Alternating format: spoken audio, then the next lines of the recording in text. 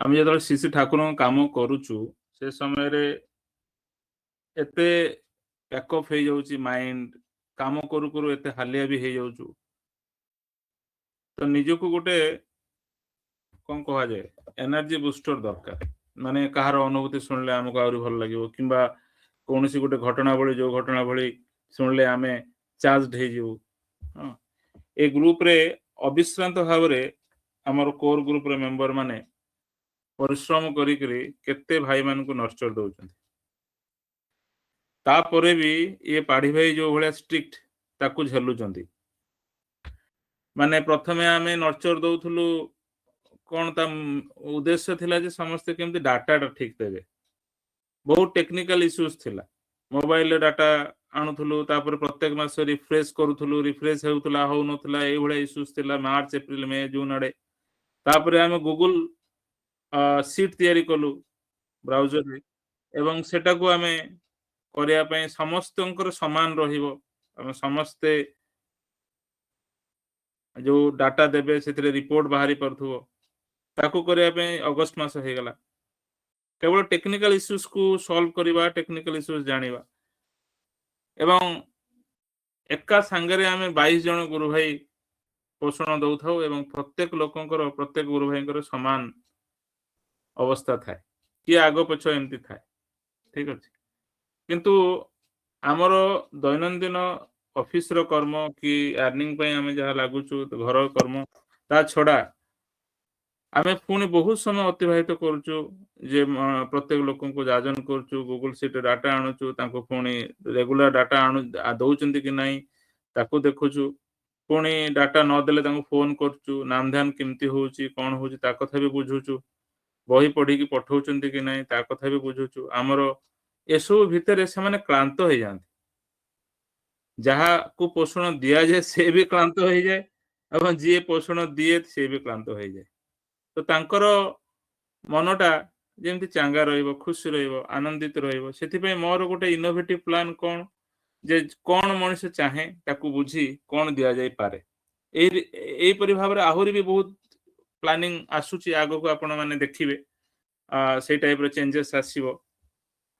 ଏବେ ତ ଆମେ 5 ପ୍ରକାର ଜିନିଷ କରୁଛୁ, ଯେମିତିକି ନାମ ଧ୍ୟାନର ଅନୁଭୂତି, ଯେମିତିକି ଆପଣଙ୍କ ଆଚାର୍ଯ୍ୟ ଦେବଙ୍କ ଆଶୀର୍ବଚନ ଯୋଉ ଆମେ ଆଶ୍ରମରେ କରୁଛନ୍ତି ସେମାନେ କରୁଛନ୍ତି, ଆହୁରି ଆପଣଙ୍କର ହେଲ୍ଥ ଉପରେ ବହୁତ ଜିନିଷ ଆସୁଛି, ଲୀଳା କାହାଣୀ ଉପରେ ଆସୁଛି।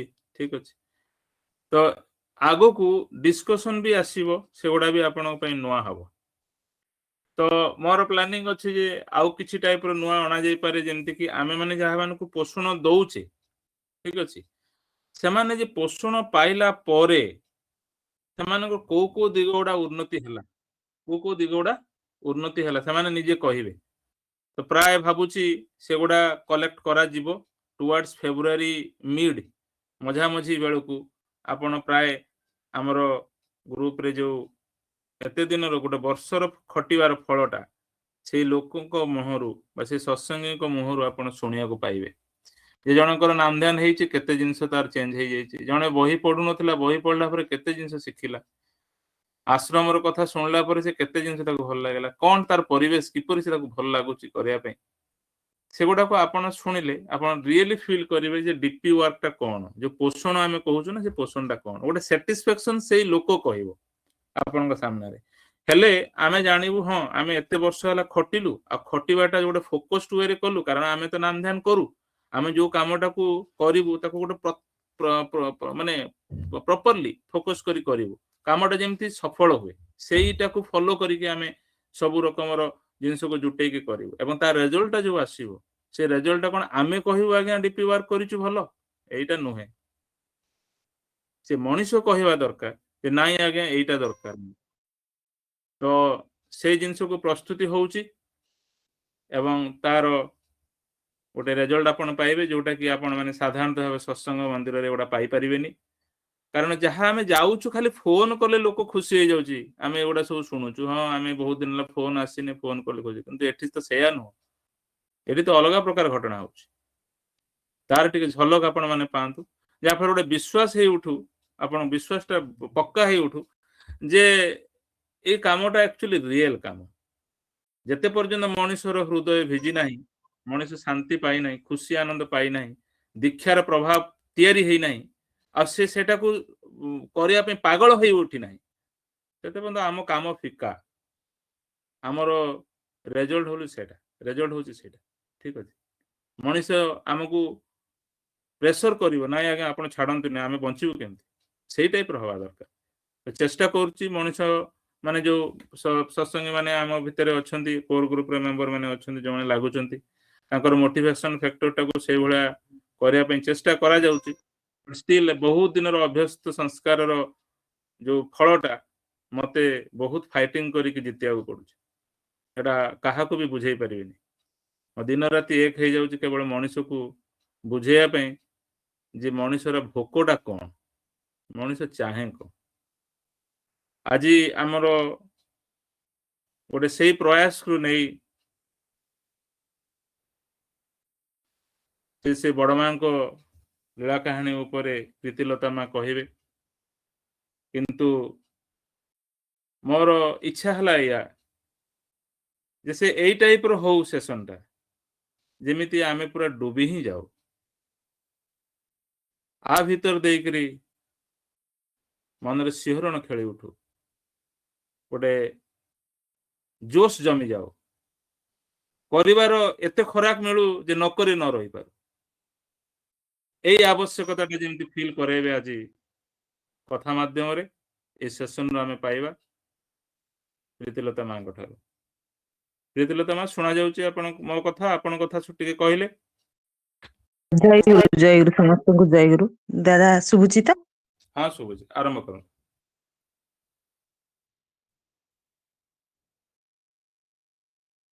ଜୀବନର ଆରାଧ୍ୟ ଶ୍ରୀ ଠାକୁର, ଜଗଜ୍ଜନନୀ ଲକ୍ଷ୍ମୀ ମା, ପରମ ପୂଜ୍ୟପାଦ ବଡ଼ଦା, ଆଜିର ପ୍ରଧାନ ଆଚାର୍ଯ୍ୟ ଦେବ ଶ୍ରୀ ଆଚାର୍ଯ୍ୟ ଦେବଙ୍କ ଶ୍ରୀ ପାଦ ପଙ୍କଜରେ ମୋର ଅନନ୍ତ କୋଟି ପ୍ରଣାମ। ଠାକୁର ପରିବାରର ପ୍ରତ୍ୟେକଙ୍କ ଶ୍ରୀଚରଣରେ ମୋର ଅନନ୍ତ କୋଟି ପ୍ରଣାମ। ଏଠାରେ ଉପସ୍ଥିତ ଥିବା ସମସ୍ତ ଗୁରୁ ଭାଇ ଓ ମା ମାନଙ୍କୁ ମୋର ଜୟଗୁରୁ ଓ ଯଥାମାନ୍ୟ ପ୍ରଣାମ ନିବେଦନ କରେ। ଦାଦାଙ୍କର ଥିଲା କି ମା ହଠାତ୍ ଫୋନ କରି, ଆଗ ଦାଦାଙ୍କର ପ୍ରଶ୍ନ ଥିଲା କି ମା ଆପଣଙ୍କ ପାଖରେ ମାଙ୍କର ଲୀଳା କାହାଣୀର ବହି ଅଛି ତ? ମୁଁ ସଙ୍ଗେ ସଙ୍ଗେ ହଁ କହିଥିଲି। ହୁଏତ ପଢିଥିଲି ନ ପଢିଥିଲି, କିନ୍ତୁ ହଁ କହିଦେଲି, ହଁ ଅଛି। କିନ୍ତୁ ସତରେ କହିବାକୁ ଗଲେ ମୁଁ ପଢି ହିଁ ନଥିଲି। ଯାହା ସତ୍ସଙ୍ଗ ମାତୃ ସମ୍ମିଳନୀରୁ ଯାହା ଶୁଣିଥିଲି ମାଙ୍କ ବିଷୟରେ, ବହି ତାର ଜାଗାରେ ଥିଲା ଆମ ଘରେ, କିନ୍ତୁ ମୁଁ ପଢିନଥିଲି। ଦାଦାଙ୍କର କହିବା ପରେ ପରେ ମୋ ମନରେ, ସେଥିପାଇଁ ଦାଦାଙ୍କ କହିବା ପରେ ପରେ ମୁଁ ହଠାତ୍ ଏମିତି ଗୋଟେ ଜାଗି ଉଠିଲା ବେଳେ ହଠାତ୍ ଏମିତି ହେଇଯାଇଥିଲି। ତ ତାପରେ ସାଙ୍ଗେ ସାଙ୍ଗେ ମନରେ ଆସିଥିଲା, ଦାଦା କହିଲେ କି ସମୟ କଥା କହିଲେନି, ଦାଦା କହିଲେ ଆପଣଙ୍କୁ ମାନେ ମାଙ୍କ ବିଷୟରେ କିଛି କହିବାକୁ ପଡିବ। ଆଉ ଯାହା ଏବେ ଯେମିତି କହିଲେ କି ସମସ୍ତେ ଯେମିତି ସେଇ କରିବାର ଭାବ ନେଇକି ସେସନରୁ ଯାଆନ୍ତୁ, ସେଇଭଳି ଭାବରେ କହିବେ। କାରଣ ଉଦ୍ଦେଶ୍ୟଟା ଆମର ମାତୃ ସମ୍ମିଳନୀ ହଉ, ସତ୍ସଙ୍ଗ ହଉ, ସେସନ ହଉ, ଡିପି ୱାର୍କ ହଉ, କେମିତି ଠାକୁରଙ୍କର କାର୍ଯ୍ୟ ଗୁଡାକୁ ଆମ ଜୀବନରେ ନେଇ କରି ଫଳିବ, ଆଉ ସେଇ ଫଳଟାକୁ ସମସ୍ତେ ଅନୁଭବ କରିବେ, ଆଉ ପୁଣି କରିବେ, ଆଉ ପୁଣି ସେଇ ଫଳଟା ଅନ୍ୟକୁ ଦେବେ। ଏମିତି ଚେନ୍ ସିଷ୍ଟମରେ ଆମର ନିଃସ୍ୱାର୍ଥପର ସେବାଟା ପ୍ରସାରିତ ହୋଇ ସମସ୍ତେ କେମିତି ସୁଖ, ଶାନ୍ତି, ଆନନ୍ଦ ଅନୁଭବ କରିବେ, ତାର ଉଦ୍ଦେଶ୍ୟଟା ହିଁ ସେଇଆ। ମାନେ ଠାକୁରଙ୍କ ସତ୍ସଙ୍ଗ ଜଗତର ଉଦ୍ଦେଶ୍ୟଟା ହିଁ ସେଇଆ, ଯେମିତି ସମସ୍ତେ ସୁଖ, ଶାନ୍ତି, ଆନନ୍ଦ ଅନୁଭବ କରିବେ, ଆଉ ସେଥିରେ କିଛି ସ୍ୱାର୍ଥ ରହିବନି। ତେଣୁ ଦାଦାଙ୍କର ସେଇ କଥାଟା ମୋ ମନରେ ଲାଗିଲା କି 2 ଦିନ ସ୍ୱଳ୍ପ ସମୟ ଭିତରେ ମୁଁ ମାଙ୍କ ବହି ପଢିବି। ପୁଣି ସେ ମାନେ ଜଗଜ୍ଜନନୀ ଲକ୍ଷ୍ମୀ ମା, ସେ ତ କେବଳ ଜଗଜ୍ଜନନୀ ଲକ୍ଷ୍ମୀ ମା ନୁହନ୍ତି, ମୋର ମା, ଆପଣଙ୍କର ମା, ଜଗତର ମା। ଠାକୁର ପୁଣି କହିଛନ୍ତି ସେ ମୋର ବି ମା, ବଡ ମା, ଜଗଜ୍ଜନନୀ ଲକ୍ଷ୍ମୀ ମା, ସେ ତୁମ ମାନଙ୍କର ମା। ଜଗଜ୍ଜନନୀ ମା ମାନେ ଜଗତର ମା, ମୋର ବି ମା। ତେଣୁ ଠାକୁର ଯେତେବେଳେ ଏତେ ବଡ କଥା ତାଙ୍କ ବିଷୟରେ କହିଦେଇଛନ୍ତି, ତେଣୁ ସେ ତାଙ୍କର ଚରିତ୍ରଟା ଏଭଳି, ତାକୁ ତୋଳି ଧରିବା ପାଇଁ ସେଇଭଳି ଭାଷାଗତ ଜ୍ଞାନ, ସେଇଭଳି ମାନେ ଡିପ୍ ରିସର୍ଚ୍ଚ ମୋର ନାହିଁ, ନଥିଲା ମଧ୍ୟ। ତେଣୁ ସେଇ ସ୍ୱଳ୍ପ ସମୟ, ସ୍ୱଳ୍ପ ବୁଦ୍ଧି, ସ୍ୱଳ୍ପ ଶବ୍ଦ ଜ୍ଞାନ ଭିତରେ ଯାହା ମୁଁ ମାନେ ପଢି ଶୁଣି ବିଭିନ୍ନ ମା ଗୁରୁ ଭାଇ ମା ମାନଙ୍କ ଠାରୁ କଲେକ୍ଟ କରିଛି ଆପଣ ମାନଙ୍କ ଆଗରେ ତୋଳି ଧରିବି। ଯେମିତି ଆମେ ପ୍ରଥମ ଶ୍ରେଣୀ ପଢିଲୁ, ଦ୍ୱିତୀୟ ଶ୍ରେଣୀ ପଢିଲୁ, ଏମିତି ପଢି ଉଚ୍ଚ ଶିକ୍ଷା ଗ୍ରହଣ କଲୁ। ଉଚ୍ଚ ଶିକ୍ଷା ଗ୍ରହଣ କରି ଆମେ କଣ ଗୋଟେ ଆଖ୍ୟା ମାନେ ଗୋଟେ ଉଚ୍ଚ ଡିଗ୍ରୀର ଆଖ୍ୟା ପାଇଲୁ। ସେମିତି ବଡ ମା ତାଙ୍କ ଜୀବନରେ କରିକି ଦେଖେଇ ଦେଇଛନ୍ତି। ସେ ପରମା ପ୍ରକୃତି ଯୁଗ ଯୁଗ ଧରି ସବୁ ଯୁଗରେ ପରମ ପୁରୁଷଙ୍କ ସଙ୍ଗିନୀ ସହଧର୍ମିଣୀ ହୋଇ ଲୀଳା କରିବା ପାଇଁ ଆସିଛନ୍ତି।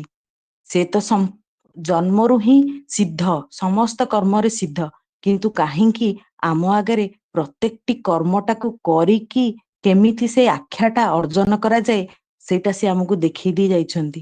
ସେ ତ ଜନ୍ମ ସମୟରୁ ବି ବଡ ମାର ଆଖ୍ୟା ପାଇଥାନ୍ତେ, ପରେ କେମିତି ଠାକୁର ତାଙ୍କୁ ଜଗଜ୍ଜନନୀର ଆଖ୍ୟା ଦେଲେ ଏଇ କରିବା ମାଧ୍ୟମ ଦେଇ ଆମେ କେତୋଟି ଲୀଳା ତାଙ୍କର ବଡ ମାଙ୍କର ଠାକୁରଙ୍କର ଲୀଳା ଭିତର ଦେଇ ସେଟାକୁ ଅନୁଭବ କରିବା। ମାନେ ମୋ କଥା ମାଧ୍ୟମରେ ମୁଁ ଚେଷ୍ଟା ରଖିବି ଆପଣ ମାନେ ଅନୁଭବ କରନ୍ତୁ। ଆଉ ଗୋଟେ କଥା କହି ରଖେ, ଠାକୁର ଆମର ଯୋଉ ନାରୀର ବୈଶିଷ୍ଟ୍ୟରେ ଯୋଉ ଆମର ନାରୀ ନୀତି ବାଣୀରେ ଦେଇ ଦେଇ ଯାଇଛନ୍ତି, ମା କେମିତି ତାକୁ କଣ୍ଟାଏ କଣ୍ଟାଏ ମାନିଛନ୍ତି। ମୁଁ ସେଇ ଚେଷ୍ଟା ରଖିଛି ଯେ କାହାଣୀ ମାଧ୍ୟମରେ ଆମେ ବୈଶିଷ୍ଟ୍ୟ ଗୁଡିକୁ ମାନେ ନାରୀର ବୈଶିଷ୍ଟ୍ୟ କେମିତି ମା ମାନିଛନ୍ତି, ଆଉ ଆମେ ସେଇଠୁ ପ୍ରେରିତ ହୋଇକି କେମିତି ଆମେ ସେଇ ବୈଶିଷ୍ଟ୍ୟ ଗୁଡକୁ ଚେଷ୍ଟା କରିବା କଣ୍ଟାଏ କଣ୍ଟାଏ ଜୀବନରେ ଅବିକଳ ଭାବରେ ମାନିବା ପାଇଁ। ଯୋଉ ଆମର ଅଷ୍ଟ ବୈଶିଷ୍ଟ୍ୟ ଅଛି, ନିଷ୍ଠା, ଧର୍ମ, ଶୁଶ୍ରୂଷା, ସେବା, ସାହାଯ୍ୟ, ସଂରକ୍ଷଣ, ପ୍ରେରଣା ଓ ପ୍ରଜନନ, ଏଇ 8 ବୈଶିଷ୍ଟ୍ୟକୁ ମା ତାଙ୍କ ଜୀବନର ପ୍ରତ୍ୟେକଟି ମୁହୂର୍ତ୍ତରେ ଯଦି ଆମେ ତନ୍ନ ତନ୍ନ କରି ଖୋଜି ବୁଲୁ, ଆଉ ବସି ଭାବୁ, ଆଉ ପଢୁ, ଆଉ ତା ବିଷୟରେ ଜାଣିବାକୁ ଚେଷ୍ଟା କରୁ, ପାଇବା ଯେ ଏ ଅଷ୍ଟ ବୈଶିଷ୍ଟ୍ୟର ଟିକେ ମଧ୍ୟ ସେ ବିଚ୍ୟୁତି କରିନାହାନ୍ତି।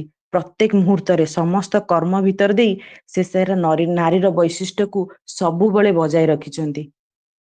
ତେଣୁ ଏଇ ବୈଶିଷ୍ଟ୍ୟ କୁ ପୂରଣର କେତୋଟି ଘଟଣା ଓ ଲୀଳା କାହାଣୀ ମାଧ୍ୟମରେ ମୁଁ ମାଙ୍କର ସେଇ କଥା ଗୁଡିକୁ ଆପଣଙ୍କ ଆଗରେ ତୋଳି ଧରୁଛି। ଆମର ଓଡିଶାର ଜଣେ ମାନେ ଏଇଟା ଗୋଟେ ମାନେ ରିଅଲ ଘଟଣା, ଯେ ଗୁରୁ ଭାଇ ଯାହାଙ୍କ ଠାରୁ ମୁଁ ମାନେ ସଂଗ୍ରହ କରିଛି, ସେ ଆକ୍ଚୁଆଲି ତାଙ୍କ ଠାରୁ ସଂଗ୍ରହ କରିଥିଲେ। ତାଙ୍କର ନାଁ ହେଲା ଚନ୍ଦ୍ରଶେଖର ମହାପାତ୍ର। ସେ ଜଣେ ରୀତିକ ଥିଲେ ଓଡିଶାର। ସିଏ ଆକ୍ଚୁଆଲି ଠାକୁରଙ୍କୁ ଦେଖିଛନ୍ତି, ଠାକୁରଙ୍କ ସମୟରେ ବିତେଇଛନ୍ତି। ସେ ତାଙ୍କ ନିଜ ଚକ୍ଷୁରେ ଘଟଣାଟିକୁ ଦେଖିଥିଲେ ଆଉ ତୋଳି ଧରିଥିଲେ। ତାଙ୍କ ଠାରୁ ମୁଁ ଏଇଟା କଲେକ୍ଟ କରିଛି। ସେ କହିଲେ କି ସେ ଦିନେ ଯାଇଛନ୍ତି ଠାକୁରଙ୍କର ମାନେ ପ୍ରେୟାର ସମୟ, ମର୍ଣ୍ଣିଂ ସମୟ, ସକାଳ ସମୟ, ସକାଳ ସମୟର ପ୍ରେୟାର ପରେ ପରେ ଠାକୁର ମାନେ ଉଠିଛନ୍ତି। ଉଠିକି ମାନେ ଠାକୁରଙ୍କର ଯେମିତି ନିତ୍ୟକର୍ମ ଯାହା ଯାହା ହୁଏ, ଠାକୁର ସେତେବେଳେ ମାନେ ଲେମ୍ବୁ ପାଣି ପିଅନ୍ତି। ସେ ତାଙ୍କ ନିଜ ଚକ୍ଷୁରେ ଏଇଟା ଦେଖିଛନ୍ତି ଆଉ କହିଛନ୍ତି ଯେ ଲେମ୍ବୁ ପାଣି ପିଅନ୍ତି। ତେଣୁ ବଡମା ଠାକୁରଙ୍କର ପ୍ରତ୍ୟେକଟି ଜିନିଷ ବଡମା ନିଜ ହାତରେ, ଆପଣ ସମସ୍ତେ କିଛି ନା କିଛି ଅବଗତ ଥିବେ, ବଡମା ନିଜ ହାତରେ ହିଁ କରୁଥିଲେ। ଯେମିତି ଆମର ଅଛି ଗୁରୁଙ୍କର ସେବା ନିଜ ହାତରେ ହିଁ କରିବା କଥା, ବାଣୀଟି ଅଛି, ସେମିତି ସେ ପ୍ରତ୍ୟେକଟି କାର୍ଯ୍ୟ ନିଜ ହାତରେ ମାନେ କରୁଥିଲେ, ନିଜେ ହିଁ ଠାକୁରଙ୍କୁ ସବୁ କିଛି ଦଉଥିଲେ। ତ ସେଇ ଲେମ୍ବୁ ପାଣିର କଥାରେ ମା ଯଥା ସମୟରେ ଠିକ ସମୟରେ ଆଣି ଲେମ୍ବୁ ପାଣି ଠାକୁରଙ୍କ ପାଇଁ ପରୋସିବା ପାଇଁ ଆଣିଛନ୍ତି। ଲେମ୍ବୁ ପାଣି ଯେତେବେଳେ ଠାକୁରଙ୍କୁ ଦିଆଯାଇଛି, ମାନେ ମା ହିଁ ନିଜେ ଦେଇଛନ୍ତି, ଦେଇକି କଣ କରିଛନ୍ତି ନା ପ୍ରଣାମ କରିଛନ୍ତି। ପ୍ରଣାମ କଲା ଭିତର ଦେଇ ଠାକୁର ଯେତେବେଳେ ଲେମ୍ବୁ ପାଣିଟିକୁ ଧରିଛନ୍ତି ଗ୍ଲାସ ରେ, ସେଥିରେ ଗୋଟିଏ ଛୋଟିଆ କଳାର କଣ ଟିକେ ଭାସୁଛି। ଠାକୁର ବି ଖୁବ ଅନନ୍ୟ, ସିଏ କଣ ବଡମାଙ୍କୁ ବି ବହୁତ ଭଲ ପାଆନ୍ତି। ତେଣୁ ବଡମା ତ ଅନେକ ଘଟଣା ଜାଣିଥିବେ। ବଡମା ଏତେ ସବୁ କରିବା ଭିତରେ ଦେଇ ଠାକୁର ଜାଣିଛନ୍ତି ଯେ ବଡମାଙ୍କର ଏଟା ଗୋଟେ କୌଣସି ଇଏ ଭିତରେ ଏଇଟା ହେଇଯାଇଛି। ତେଣୁ ଠାକୁର ଆସ୍ତେ କିନି ସେ କଳାର ଇଏଟା ବଡମାଙ୍କର ମାନେ ଅଜଣା ଜଣେଇବେନି କେମିତି ବଡମାଙ୍କୁ, ସେଇଭଳି ଭାବରେ ସେ କଳାର ଏଟାକୁ କାଢି ନବା ପାଇଁ ଚେଷ୍ଟା କରିଛନ୍ତି। କାଢି ବି ନେଇଛନ୍ତି, ନେଇକି ଏଠୁ ଲେମ୍ବୁ ପାଣିଟି ପିଇ ଦେଇଛନ୍ତି। ପିଇକି ଏଠୁ ବଡମା ପ୍ରଣାମ କରିକି ଉଠିକି ଯେତେବେଳେ ଗ୍ଲାସଟିକୁ ନିଅନ୍ତି, ପୁଣି ଗ୍ଲାସ ଧରି ଆଉ ଥରେ ପ୍ରଣାମ କରିଛନ୍ତି। ଠାକୁର ସେଇଠୁ ପ୍ରଣାମ କରନ୍ତି, ସବୁଦିନ ଥରେ ପ୍ରଣାମ କରିକି ଠାକୁର ସେଇଠୁ କଥନ ଚାଲେ ନା, କିନ୍ତୁ ଆଉ ଥରେ ଯେତେବେଳେ ଗ୍ଲାସ ଧରି ପ୍ରଣାମ କରିଛନ୍ତି, ଠାକୁର ସେଇଠୁ ପ୍ରଶ୍ନ କରୁଛନ୍ତି, ବଡ ବୋଉ କଣ ହେଲା କି? ତେଣୁ ଆମ ମାନେ ହୁଏତ ଆମେ ମାନେ ଏଇ ସାଧାରଣ ମାନେ ଇଏ ଆମେ ସେଟା ବୁଝି ପାରିନଥାନ୍ତି, କିନ୍ତୁ ବଡମା ସିଏ ହଉଛନ୍ତି ସିଏ ମଧ୍ୟ ପରିପୂରକ ଭାବରେ ସମାନ୍ତରଳ ଭାବରେ ଅନ୍ତର୍ଯାମୀ। ସେ ଜାଣି ପାରୁଛନ୍ତି ତାଙ୍କର ସେବା କରିବା ଭିତର ଦେଇ ସେବାର ଅପରାଧଟି ହେଇଛି। ସେଥିପାଇଁ ସେ ଗ୍ଲାସ ଧରି ସେ କଥୋପକଥନ ସରିଲା ପରେ ହୁଏତ ପ୍ରଣାମ କରି ବିଦାୟ ନେଇଥାନ୍ତେ, କିନ୍ତୁ ତା ଭିତରେ ଦ୍ୱିତୀୟ ଥର ଏଇଥିପାଇଁ ପ୍ରଣାମ କରିଛନ୍ତି ଯେ ଯେହେତୁ ସେବା ମାଧ୍ୟମରେ ତାଙ୍କର ସେବାର ଅପରାଧଟା ହେଇଛି, ସେଥିପାଇଁ ସେ ସେଠି ପ୍ରଣାମ କରିଛନ୍ତି। ଆଉ ଠାକୁର ସେଇଟା ବୁଝି ପଚାରିଛନ୍ତି, ବଡ ବୋଉ କଣ ହେଲା କି? ନା ମୁଁ କଣ ଜାଣିପାରେ ନା? ତେଣୁ ଏଇଠି ଆମେ ବୁଝିବାକୁ ପଡିବ ଯେ ଆମେ ଜୀବନରେ କେତେ ଛୋଟ ଛୋଟ ଜିନିଷ ଗୁଡାକୁ ଦେଖୁ ନା ନ ଦେଖୁ। ଆମେ ହୁଏତ ଏଇ ଜିନିଷଟାକୁ ଦେଖିଥିଲେ ନଜର ଅନ୍ଦାଜ କରିଦେଇଥାନ୍ତେ, ହଁ ହେଇଗଲା ଭୁଲ ମୋର, ହଁ ଟିକେ ମୁଁ ତ ପାଣି କରିକି ଆଣିକି ଦେଲି ଯଥା ସମୟରେ, ହଁ ଏମିତି ହେଇଯାଏ ଆଉ। କିନ୍ତୁ ବଡମା ସାଙ୍ଗେ ସାଙ୍ଗେ ତାଙ୍କ ଚରିତ୍ରରେ ଏଇଟା କରିଛନ୍ତି ଯେ ମୋର ପୁନର୍ବାର ଏଇ ଭୁଲଟା ହବନି, ମୁଁ ପ୍ରଣାମ କରି ମୋର ଅପରାଧଟାକୁ ସ୍ୱୀକାର କଲି। ଏଇଟା ଆକ୍ଚୁଆଲି ପ୍ରାକ୍ଟିକାଲ କଥା। ଆମର ସାଇକୋଲୋଜିରେ, ଆମର ଯଦି ସାଇକୋଲୋଜି ଆମର ମାନେ ପଢିବା, ଆମେ ଜାଣିବା ଆମ ସାଇକୋଲୋଜିରେ ସେଇଟା ବସିଗଲା। ଯେହେତୁ ଆମେ ସ୍ୱୀକାର କରିନେଲେ ଆମ ଭୁଲଟାକୁ, ଆଉ ପ୍ରଣାମ ନିବେଦନ କରିଦେଲେ, ଆମେ ସେଠି ମଥା ନତ କରିଦେଲେ, ଆମର ମୁଣ୍ଡରେ ସେଇଟା ବସିଯିବ ଯେ ଏଇ ଭୁଲଟା ମୁଁ ଆଉ ଜୀବନରେ କରିବିନି ବୋଲି। ତେଣୁ ମା ସେଇଠି କରିକି ଦେଖେଇ ଦେଇ ଗଲେ। ତେଣୁ ଯିଏ ଏଇଠି ଦେଖିଥିଲେ ସେମାନଙ୍କ ଜୀବନରେ ନିଶ୍ଚିନ୍ତ ଭାବରେ ଏଇଟା ଛାପ ପଡିବ ହିଁ ପଡିବ। ତେଣୁ ସେ ନିଜେ ନିଜର ଭୁଲ ସ୍ୱୀକାର କରି ନିଜ ଜୀବନଟାକୁ ସୁଧାରିବା ସହିତ, ନିଜର ଚଳନୀକୁ ସୁଧାରିବା ସହିତ ଅନ୍ୟ ମାନଙ୍କର ଚଳନୀକୁ ସୁଧାରି ଦେଲେ। ତେଣୁ ଆମର ଜୀବନରେ ଯଦି କିଛି ଭୁଲ କରୁଛେ, ସେଥିପାଇଁ ଆମେ ଦେଶ ଦଶ ଆମେ ଯୋଉ ଦାୟୀ ଯୋଉ ବାଣୀଟି ଅଛି, ସେଟା ଆକ୍ଚୁଆଲି ଏଇଠି ବି ପ୍ରମାଣିତ ହେଉଛି। କେମିତି ନା ଆମେ କରିବା, ତା ସହିତ ଆମକୁ ଦେଖିକି ଅନ୍ୟ ଜଣେ ପ୍ରେରିତ ହେଇକି ସେଇ ଭୁଲଟା କରିବନି, କିମ୍ବା ଆମେ ଗୋଟେ ଠିକ କାମ କରିବା, ଆମକୁ ଦେଖିକି ସେଇ ଲୋକଟି ପ୍ରେରିତ ହେଇକି ସେ ଠିକ କାମଟି କରିବ। ଏଇଭଳି ଭାବରେ ବଡ ମାଙ୍କର କ୍ୟାରେକ୍ଟରଟି ଥିଲା। ଏଇଭଳି ଆଉ ଏକ ଘଟଣା, ବିଭୂତି ଭୂଷଣ ମିଶ୍ର ଥିଲେ। ହୁଏତ ଏଥିରେ ଠାକୁରଙ୍କର ଘଟଣାଟି, ମାନେ ଠାକୁରଙ୍କର ଲୀଳାଟି ମାନେ ସେ ବି ସେମିତି ନିବେଦନର ସମୟ, ଠାକୁରଙ୍କ ପାଖରେ ସମସ୍ତ ଭକ୍ତ ମାନେ ବସିଛନ୍ତି, ସତ୍ସଙ୍ଗୀ ବସିଛନ୍ତି, ନିବେଦନ କରାହଉଛି। ଠାକୁରଙ୍କ ସହିତ ସେ ଠାକୁରଙ୍କ ବହୁତ ସମୟ ଧରି ଆଶ୍ରମ ଆସନ୍ତି, ଠାକୁରଙ୍କ ସହିତ କଥୋପକଥନ କରନ୍ତି। କରିବା ଭିତର ଦେଇ ସେ ଜଣେ ରୀତିକ ବି ସେ ଆସିକି କଣ କରୁଛନ୍ତି ନା ପ୍ରଣାମ ନିବେଦନ କରୁଛନ୍ତି। ସେ ଯୋଉ ପଟେ ପ୍ରଣାମ କରୁଛନ୍ତି, ଠାକୁର ଅନ୍ୟ ପଟକୁ ଦେଖୁଛନ୍ତି। ପୁଣି ସେ ବୁଲି ଯାଇକି ସେପଟକୁ ପ୍ରଣାମ କଲା ବେଳକୁ ଠାକୁର ଆଉ ଗୋଟେ ପଟକୁ ଦେଖୁଛନ୍ତି। ଏମିତି 3-4 ଥର ଏମିତି କଲା ପରେ ତାଙ୍କ ମନରେ ବି ମାନେ ବ୍ୟଥା ଲାଗୁଛି ଯେ ମୁଁ ପ୍ରଣାମ ବାରମ୍ବାର କରୁଛି, ଠାକୁର କାହିଁ ମୁହଁ ବୁଲେଇ ଦଉଛନ୍ତି, ଆଉ ମତେ କିଛି କହୁନାହାନ୍ତି। ମନରେ ତାଙ୍କର ବହୁତ କଷ୍ଟ ଆସୁଛି। ଏଇ ସମୟରେ ଠାକୁରଙ୍କ ମୁହଁରେ ବି ସେଇଟା ପ୍ରକାଶ ହେଲାଣି। ସମସ୍ତେ ବୁଝି ପାରିଲେଣି ଯେ ଠାକୁର ବି ବ୍ୟସ୍ତ ହେଇ ପଡୁଛନ୍ତି, ମାନେ ଠାକୁରଙ୍କ ମୁହଁରେ ସେ ବ୍ୟଥାଟା ଅନ୍ୟମାନେ ଅନୁଭବ କରିପାରୁଛନ୍ତି। ତେଣୁ ଠାକୁର କିଛି ସମୟ ପରେ ସେଇଠୁ ଉଠି ଯାଇକି ମେମୋରି ଆଡେ ପଳେଇଲେ। ମାନେ ସେ ଯାଇକି ମା ସେଇଠି ଥିଲେ, ବଡମା ସେଇଠି ଥିଲେ, ବଡମାଙ୍କ ପାଖକୁ ପଳେଇଲେ। ସେଠି ଯାଇ କିଛି କଥୋପକଥନ କରୁଛନ୍ତି। ଏହା ଭିତର ଦେଇ ସେଇ ବିଭୂତି ଭୂଷଣ ମିଶ୍ର ମଧ୍ୟ ତାଙ୍କର ପଛେ ପଛେ ଠାକୁରଙ୍କୁ ପଛେ ପଛେ ଯାଇଛନ୍ତି। ସେ ଠାକୁରଙ୍କୁ ବହୁତ ଭଲ ପାଆନ୍ତି। କିନ୍ତୁ ଏଇଠୁ ଆମେ ବୁଝିବା କେମିତି ଆମ ଚରିତ୍ରଟା କେମିତି କରିବା କଥା। ତେଣୁ ସେ କଣ କରିଛନ୍ତି ନା ଠାକୁରଙ୍କ ପଛେ ପଛେ ଯାଇଛନ୍ତି। ଗଲା ପରେ ବଡମାଙ୍କ ସହିତ ଠାକୁର କଣ କଥା ହଉଛନ୍ତି, ସେଠୁ ସେ ଗେଟ ପାଖରେ ଠିଆ ହେଇକି ମାନେ କାତୁର ଭାବରେ ଠିଆ ହେଇଛନ୍ତି। ଠାକୁର ତ ଅନ୍ତର୍ଯାମୀ, ସେଇ କଥୋପକଥନ ଟାକୁ ଟିକେ ଉଚ୍ଚ ସ୍ୱରରେ କହୁଛନ୍ତି, ବଡ ବୋଉ ମୁଁ କଣ ତୁମକୁ କେବେ ଗାଳି ଗୁଲଜ, ମାଡ ପିଟ ଏଗୁଡା ସବୁ କିଛି କରେ? ବଡମା ବି ସେମିତି ବୁଝି ପାରୁଛନ୍ତି ସମସ୍ତ ଘଟଣାକୁ।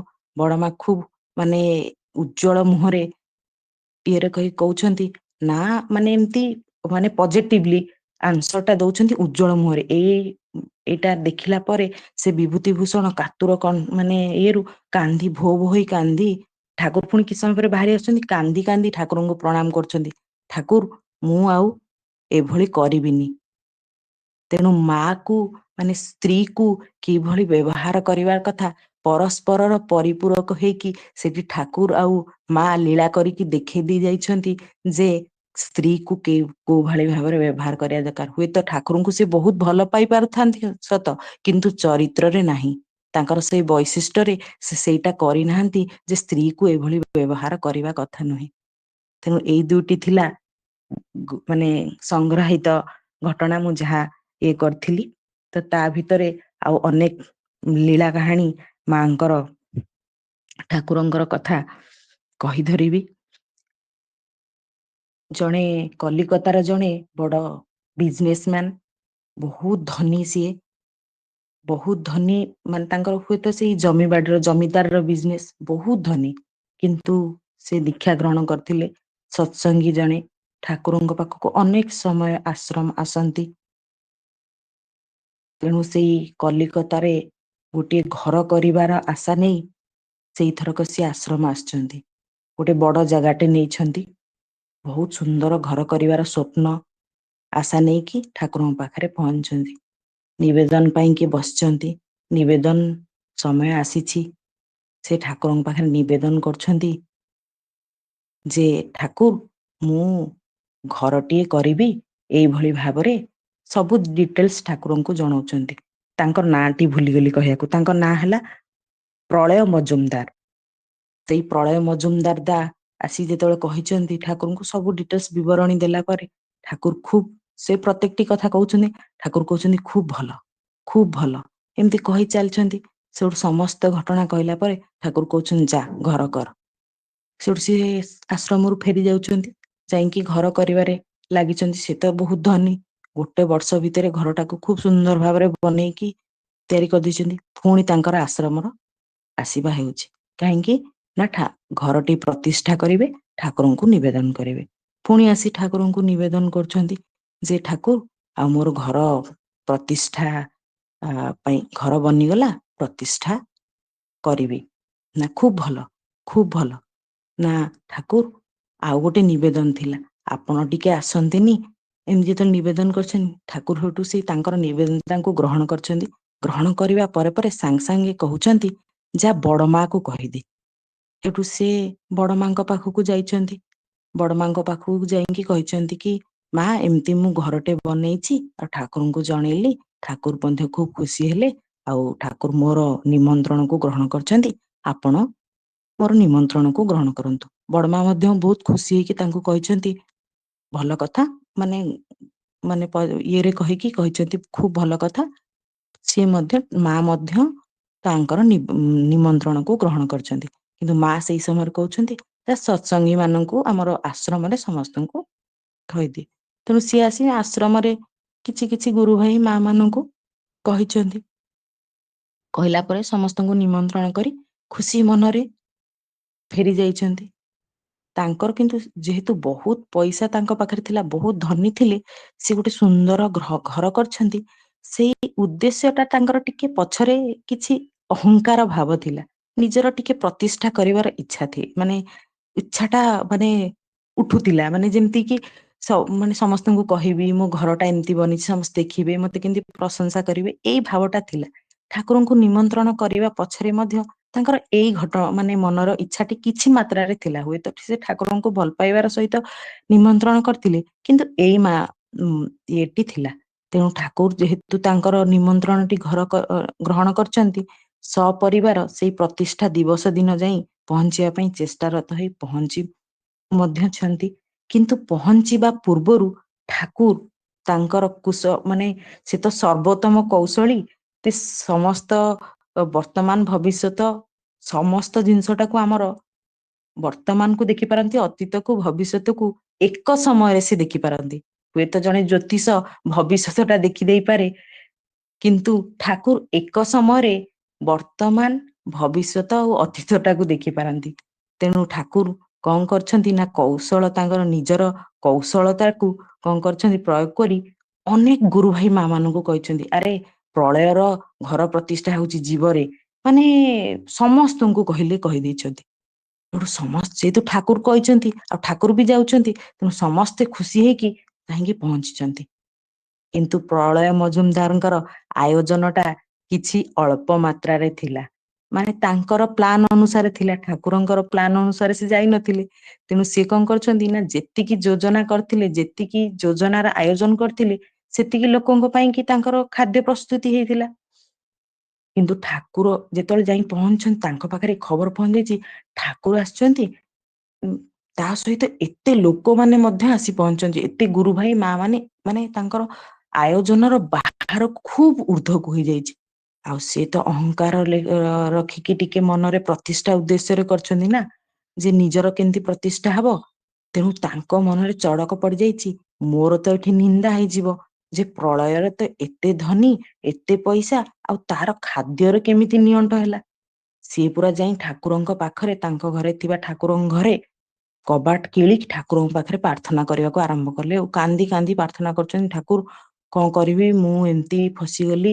ଠାକୁରଙ୍କ ପାଖରେ ପ୍ରାର୍ଥନା ମାନେ ବିକଳରେ କାନ୍ଦି କାନ୍ଦି କରୁଛନ୍ତି। ସେଇ ସମୟରେ ଆସି ଠାକୁର କିନ୍ତୁ ତାଙ୍କ ଘରେ, ସିଏ ତାଙ୍କ ଘରର ଠାକୁର ଘରେ ବସି ଠାକୁରଙ୍କ ବିଗ୍ରହ ପାଖରେ ପ୍ରାର୍ଥନା କରୁଛନ୍ତି, କିନ୍ତୁ ଠାକୁର ସ୍ଵୟଂ ତାଙ୍କ ଘରେ ବିରାଜମାନ। ଠାକୁର ବିରାଜମାନ ହେଇକି ଠାକୁରଙ୍କୁ ଡାକୁଛନ୍ତି, ଆରେ ପ୍ରଳୟ କୁଆଡେ ଗଲା। ସେଠୁ ସମସ୍ତେ ଗୁରୁ ଭାଇ ମାନେ ଯାଇକି ଠାକୁରଙ୍କୁ କହୁଛନ୍ତି, ଠାକୁର ଆଉ ସିଏ ମନ ଦୁଃଖରେ କାନ୍ଦୁଛି, ଆଉ ବ୍ୟସ୍ତ ହେଇଗଲାଣି। ଠାକୁର କହୁଛନ୍ତି, ଆରେ ସିଏ କାହିଁ ବ୍ୟସ୍ତ, ମୁଁ ଆସି ତା ଘରେ ପହଞ୍ଚିଛି, ସେ ଖୁସିରେ ନାଚି ଉଠିବା କଥା, ସେ କଣ ପାଇଁ ବ୍ୟସ୍ତ। ନା ଠାକୁର, ସେ ତ କଣ ବହୁତ ମନ ବ୍ୟସ୍ତ, କାନ୍ଦୁଛି, ଆଉ ନା ତାକୁ ଡାକ। ତେଣୁ ପ୍ରଳୟ ମଜୁମଦାର ସେଠୁ ସେଇ ସମୟରେ ଠାକୁର ଡାକୁଛନ୍ତି, ସେଠୁ ଆସି ମନ ଦୁଃଖରେ କାନ୍ଦ କାନ୍ଦରେ ପହଞ୍ଚି ଯାଇଛନ୍ତି। ଆଣ୍ଠୁ ମାଡେଇ ଠାକୁରଙ୍କୁ କହୁଛନ୍ତି, ଠାକୁର ମୁଁ କଣ କରିବି, ଏଇଭଳି ମୋର ଆୟୋଜନ ଥିଲା, ବହୁତ ଅଧିକ ଆୟୋଜନ, ଲୋକ ସମାଗମ ହେଇଗଲେଣି, ମୁଁ କଣ କରିବି ଠାକୁର, ମାନେ ବିକଳରେ ପ୍ରାର୍ଥନା କରୁଛନ୍ତି। ଠାକୁର ତ ଲୀଳା କରିଛନ୍ତି, କେମିତି ମଣିଷର ଚରିତ୍ରରୁ ସେଇ ଭାବଟାକୁ ସମ୍ପୂର୍ଣ୍ଣ ରୂପେ ତଡ଼ିଦେବେ। ଠାକୁର ତ ଚାହିଁଥିଲେ ତାକୁ ସେଇଦିନ କହିବି ପାରିଥାନ୍ତେ, ଆରେ ତୁ ଏମିତି ଅହଙ୍କାରୀ ହନି, କି ତୋ ଭିତରେ ତୋ ଟିକେ ପ୍ରତିଷ୍ଠା ଭାବ ଆସିଯାଉଛି କିରେ, କିଛି ବି ତ କହିପାରିଥାନ୍ତେ। କିନ୍ତୁ ଠାକୁର ଚାହାନ୍ତି ଯେ ମୁଁ କହିଦେଲେ ହୁଏତ ମଣିଷଟା ଆଜି କରିଦେଇପାରେ, ଏଇ ମୁହୂର୍ତ୍ତରେ ତାର ପରିବର୍ତ୍ତନ ହେଇଯାଇପାରେ, କିନ୍ତୁ ତାର ମାନେ ଚରିତ୍ରରୁ କେମିତି ସମ୍ପୂର୍ଣ୍ଣ ଭାବରେ ତଡ଼ିଦେବେ, ସେଇ ଉଦ୍ଦେଶ୍ୟରେ ଠାକୁର କେମିତି ମାନେ ତାର ଆଉ ଏଇ ଯୋଉ ଅହଙ୍କାର ଆଉ ପ୍ରତିଷ୍ଠା ଭାବଟା ତାର ଜୀବନରେ ଆଉ ଗନ୍ଧ ରହିବନି। ସେଇ ଜିନିଷର ସେଇ ଭାବ ନେଇ, ସେଇ ଚେଷ୍ଟା ନେଇ ଠାକୁର ତାର ସେଇ ଭାବକୁ ତଡ଼ି ଦେଉଛନ୍ତି। ତା ଭିତରେ ମାଙ୍କର ଭୂମିକା ଟା ଆପଣ ମାନେ ଆଗକୁ ଶୁଣିବେ। ତେଣୁ ଯେତେବେଳେ ସେ ନିବେଦନ କରିଛନ୍ତି ଯେ ଠାକୁର ମୁଁ କଣ କରିବି, ଏତେ ଲୋକର ଆୟୋଜନ, ମୋର ତ ଖାଦ୍ୟର ଅଭାବ ହେଇଯିବ, ସବୁଆଡେ ନିନ୍ଦା ମୋର ପ୍ରଚାର ହେବ ଯେ ପ୍ରଳୟ କଣ ଏତେ ଧନୀ ବୋଲି ଚାରିଆଡେ, କିନ୍ତୁ ଏଇ ଖାଦ୍ୟ ଟିକକ ସମସ୍ତଙ୍କ ପାଇଁ ଆୟୋଜନ କରିପାରିଲା ନାଇଁ, ଆଉ ଏତେ ବଡ ଘର କରି କଣ ହେଲା, ଏଇଭଳି ଠାକୁର ନିନ୍ଦା ହେଇଯିବ, ମୁଁ କଣ କରିବି। ସେଇ ସମୟରେ ଠାକୁର ଟିକେ ସ୍ମିତ ହାସ୍ୟ ଦେଇ କହୁଛନ୍ତି, ଆରେ ଶୁଣ, ତୁ ଯୋଉ ଆୟୋଜନ କକ୍ଷ କରିନୁ, ଯୋଉ ରୋଷେଇ କକ୍ଷ, ଟିକେ ତା ଭିତରକୁ ବଡ ମା କୁ ଟିକେ ନେଇଯା ତ।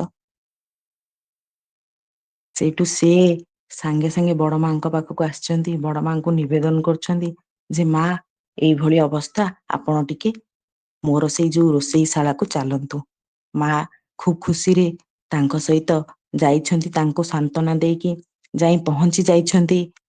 ମା ତ ବହୁତ କ୍ଷିପ୍ର, ମାନେ ତୀକ୍ଷ୍ଣ ବୁଦ୍ଧି, ମାନେ କେମିତି କୋଉ ତକିଆ ତଳେ କାହାକୁ, ଆ ତଳେ ତାକୁ, ତା ତଳେ ତାକୁ ରଖି କେମିତି ଆଡଜଷ୍ଟମେଣ୍ଟ କରିବାର ସର୍ବୋତ୍ତମ ବୁଦ୍ଧି ସମ୍ପନ୍ନା ସିଏ। ସେ କଣ କରିଛନ୍ତି ନା ଖାଦ୍ୟର ସମସ୍ତ ଟିକେ ଟିକେ ନେଇ ଗୋଟେ ଗୋଟେ ବାଟୁଳା ତିଆରି କରିଦେଇଛନ୍ତି। ସେଇ ବାଟୁଳାରେ ସମସ୍ତ ଖାଦ୍ୟ ରହୁଛି, କିନ୍ତୁ ଗୋଟେ ଗୋଟେ ବାଟୁଳା, ସମସ୍ତ ସ୍ୱାଦକୁ ସମସ୍ତେ ଟେଷ୍ଟ କରିବେ, ସମସ୍ତ ଜିନିଷଟା ସମସ୍ତେ ପାଇବେ, କିନ୍ତୁ ଗୋଟେ ଗୋଟେ ବାଟୁଳା ଆକାରରେ, ଆଉ ସେ ପୁଣି ମାଙ୍କ ହାତରୁ। ତେଣୁ ସମସ୍ତ ଗୋଟେ ଗୋଟେ ବାଟୁଳା ତିଆରି କରିକି ସମସ୍ତଙ୍କୁ କହୁଛନ୍ତି, ଗୋଟେ କାମ କର, ଧାଡିରେ ସମସ୍ତଙ୍କୁ ଠିଆ କରେଇଦେ, ସମସ୍ତଙ୍କୁ ଲାଇନରେ ଠିଆ କରେଇକି ସମସ୍ତଙ୍କୁ କହ ଆସିକି ଜଣେ ଜଣେ କରି ପ୍ରସାଦ ନେବେ। ତେଣୁ ସମସ୍ତେ ଆସି ଲାଇନରେ ଠିଆ ହେଇଯାଇଛନ୍ତି।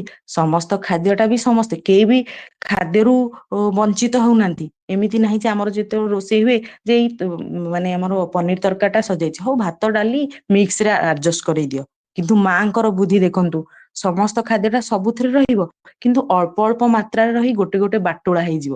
ସମସ୍ତେ ସବୁ ଜିନିଷଟା ପାଇ ଆନନ୍ଦ ବି ଅନୁଭବ କରିବେ, ଆଉ ଅଭାବର ଜିନିଷଟା ବି ଦୂର ହେଇଯିବ। ତେଣୁ ମା ସେଇ ଲାଇନରେ ଠିଆ କରେଇ ଦେଇଛନ୍ତି ସମସ୍ତଙ୍କୁ, ଆଉ ତାପରେ କହୁଛନ୍ତି ସମସ୍ତଙ୍କୁ ଏଇ ଗୋଟେ ଗୋଟେ ବାଟୁଳା ଦେଇଦେ। ଆଉ ସେଇ ବାଟୁଳାଟେ ନେଇକି ସମସ୍ତେ ବହୁତ ଆନନ୍ଦିତ ଅନୁଭବ କରୁଛନ୍ତି, ଆଉ ସମସ୍ତ ସ୍ଵାଦଟାକୁ ଯେହେତୁ ପାଉଛନ୍ତି, ଅଭାବର ଜିନିଷଟା ବି ନାହିଁ, ଆଉ ପେଟ ବି ଭରି ଯାଇଛି, ଆଉ ମାଙ୍କ ହାତରୁ ଯେହେତୁ ସମସ୍ତେ ଆନନ୍ଦିତ, ମାଙ୍କ ସ୍ପର୍ଶ ଯେହେତୁ ଖାଦ୍ୟରେ ବାଜିଛି ସମସ୍ତେ ଆନନ୍ଦିତ। ତେଣୁ ତାପରେ ଯାଇ ସେଇ ପ୍ରଳୟ ମଜୁମଦାରର ଭୁରି ଭୁରି ପ୍ରଶଂସା କରୁଛନ୍ତି। ତେଣୁ ଠାକୁର ତା ଭିତରେ ସେ ଅହଙ୍କାର ପ୍ରତିଷ୍ଠାର ମାନେ ଇଏଟାକୁ ଦୂରେଇ ଦଉଛନ୍ତି। ପୁଣି ମାଙ୍କର ସେଇ ଅନ୍ନପୂର୍ଣ୍ଣାର ଲୀଳାଟା ବି ଆମେ ଦେଖୁଛେ। ପୁଣି ସେଇ ପ୍ରଳୟ ମଜୁମଦାର ଏହା ଯୋଉ ତାର ଭୁଲଟାକୁ ସ୍ୱୀକାର କରିବା ଭିତରେ ଦେଇ ତା ଭିତରେ ତାର ସମସ୍ତ ଜିନିଷଟା ସେ ଯାହା ଚାହୁଁଥିଲା ତାର ପ୍ରତିଷ୍ଠା ହବ, ମାନ ହବ, ସବୁ ଜିନିଷ ହବ, ତା ବି ସେ ପାଉଛି। ତେଣୁ ଆପଣ ମାନେ ଭାବନ୍ତୁ, ମୁଁ ବି ଭାବୁଛି ଯେ ଏହି ଠାକୁରଙ୍କ କର୍ମ କରିବା ଭିତରେ ଦେଇ ସେ ଯୋଉ ଠାକୁର ଯାହା ଯାହା କହିଛନ୍ତି ତାହା କରିବା ଭିତରେ ଦେଇ ମଣିଷଟି ଯେମିତି ଯାହା ଚାହେଁ ତାହା ପୂରଣ ହବ ହିଁ ହବ, କିନ୍ତୁ ଠିକ ଠିକ କରିବା ଭିତରେ ଦେଇ ଅସତ୍ ଉପାୟରେ ନାହିଁ। ସେ ମାନ ସମ୍ମାନ ପ୍ରତିଷ୍ଠା ବି ସେ ପାଉଛି, ସେ ଭୁରି ଭୁରି ପ୍ରଶଂସା ବି ସେ ପାଉଛି, କିନ୍ତୁ ତା ଭିତରେ ସେ ଅହଙ୍କାର ଆଉ ପ୍ରତିଷ୍ଠା ଭାବ ନାହିଁ।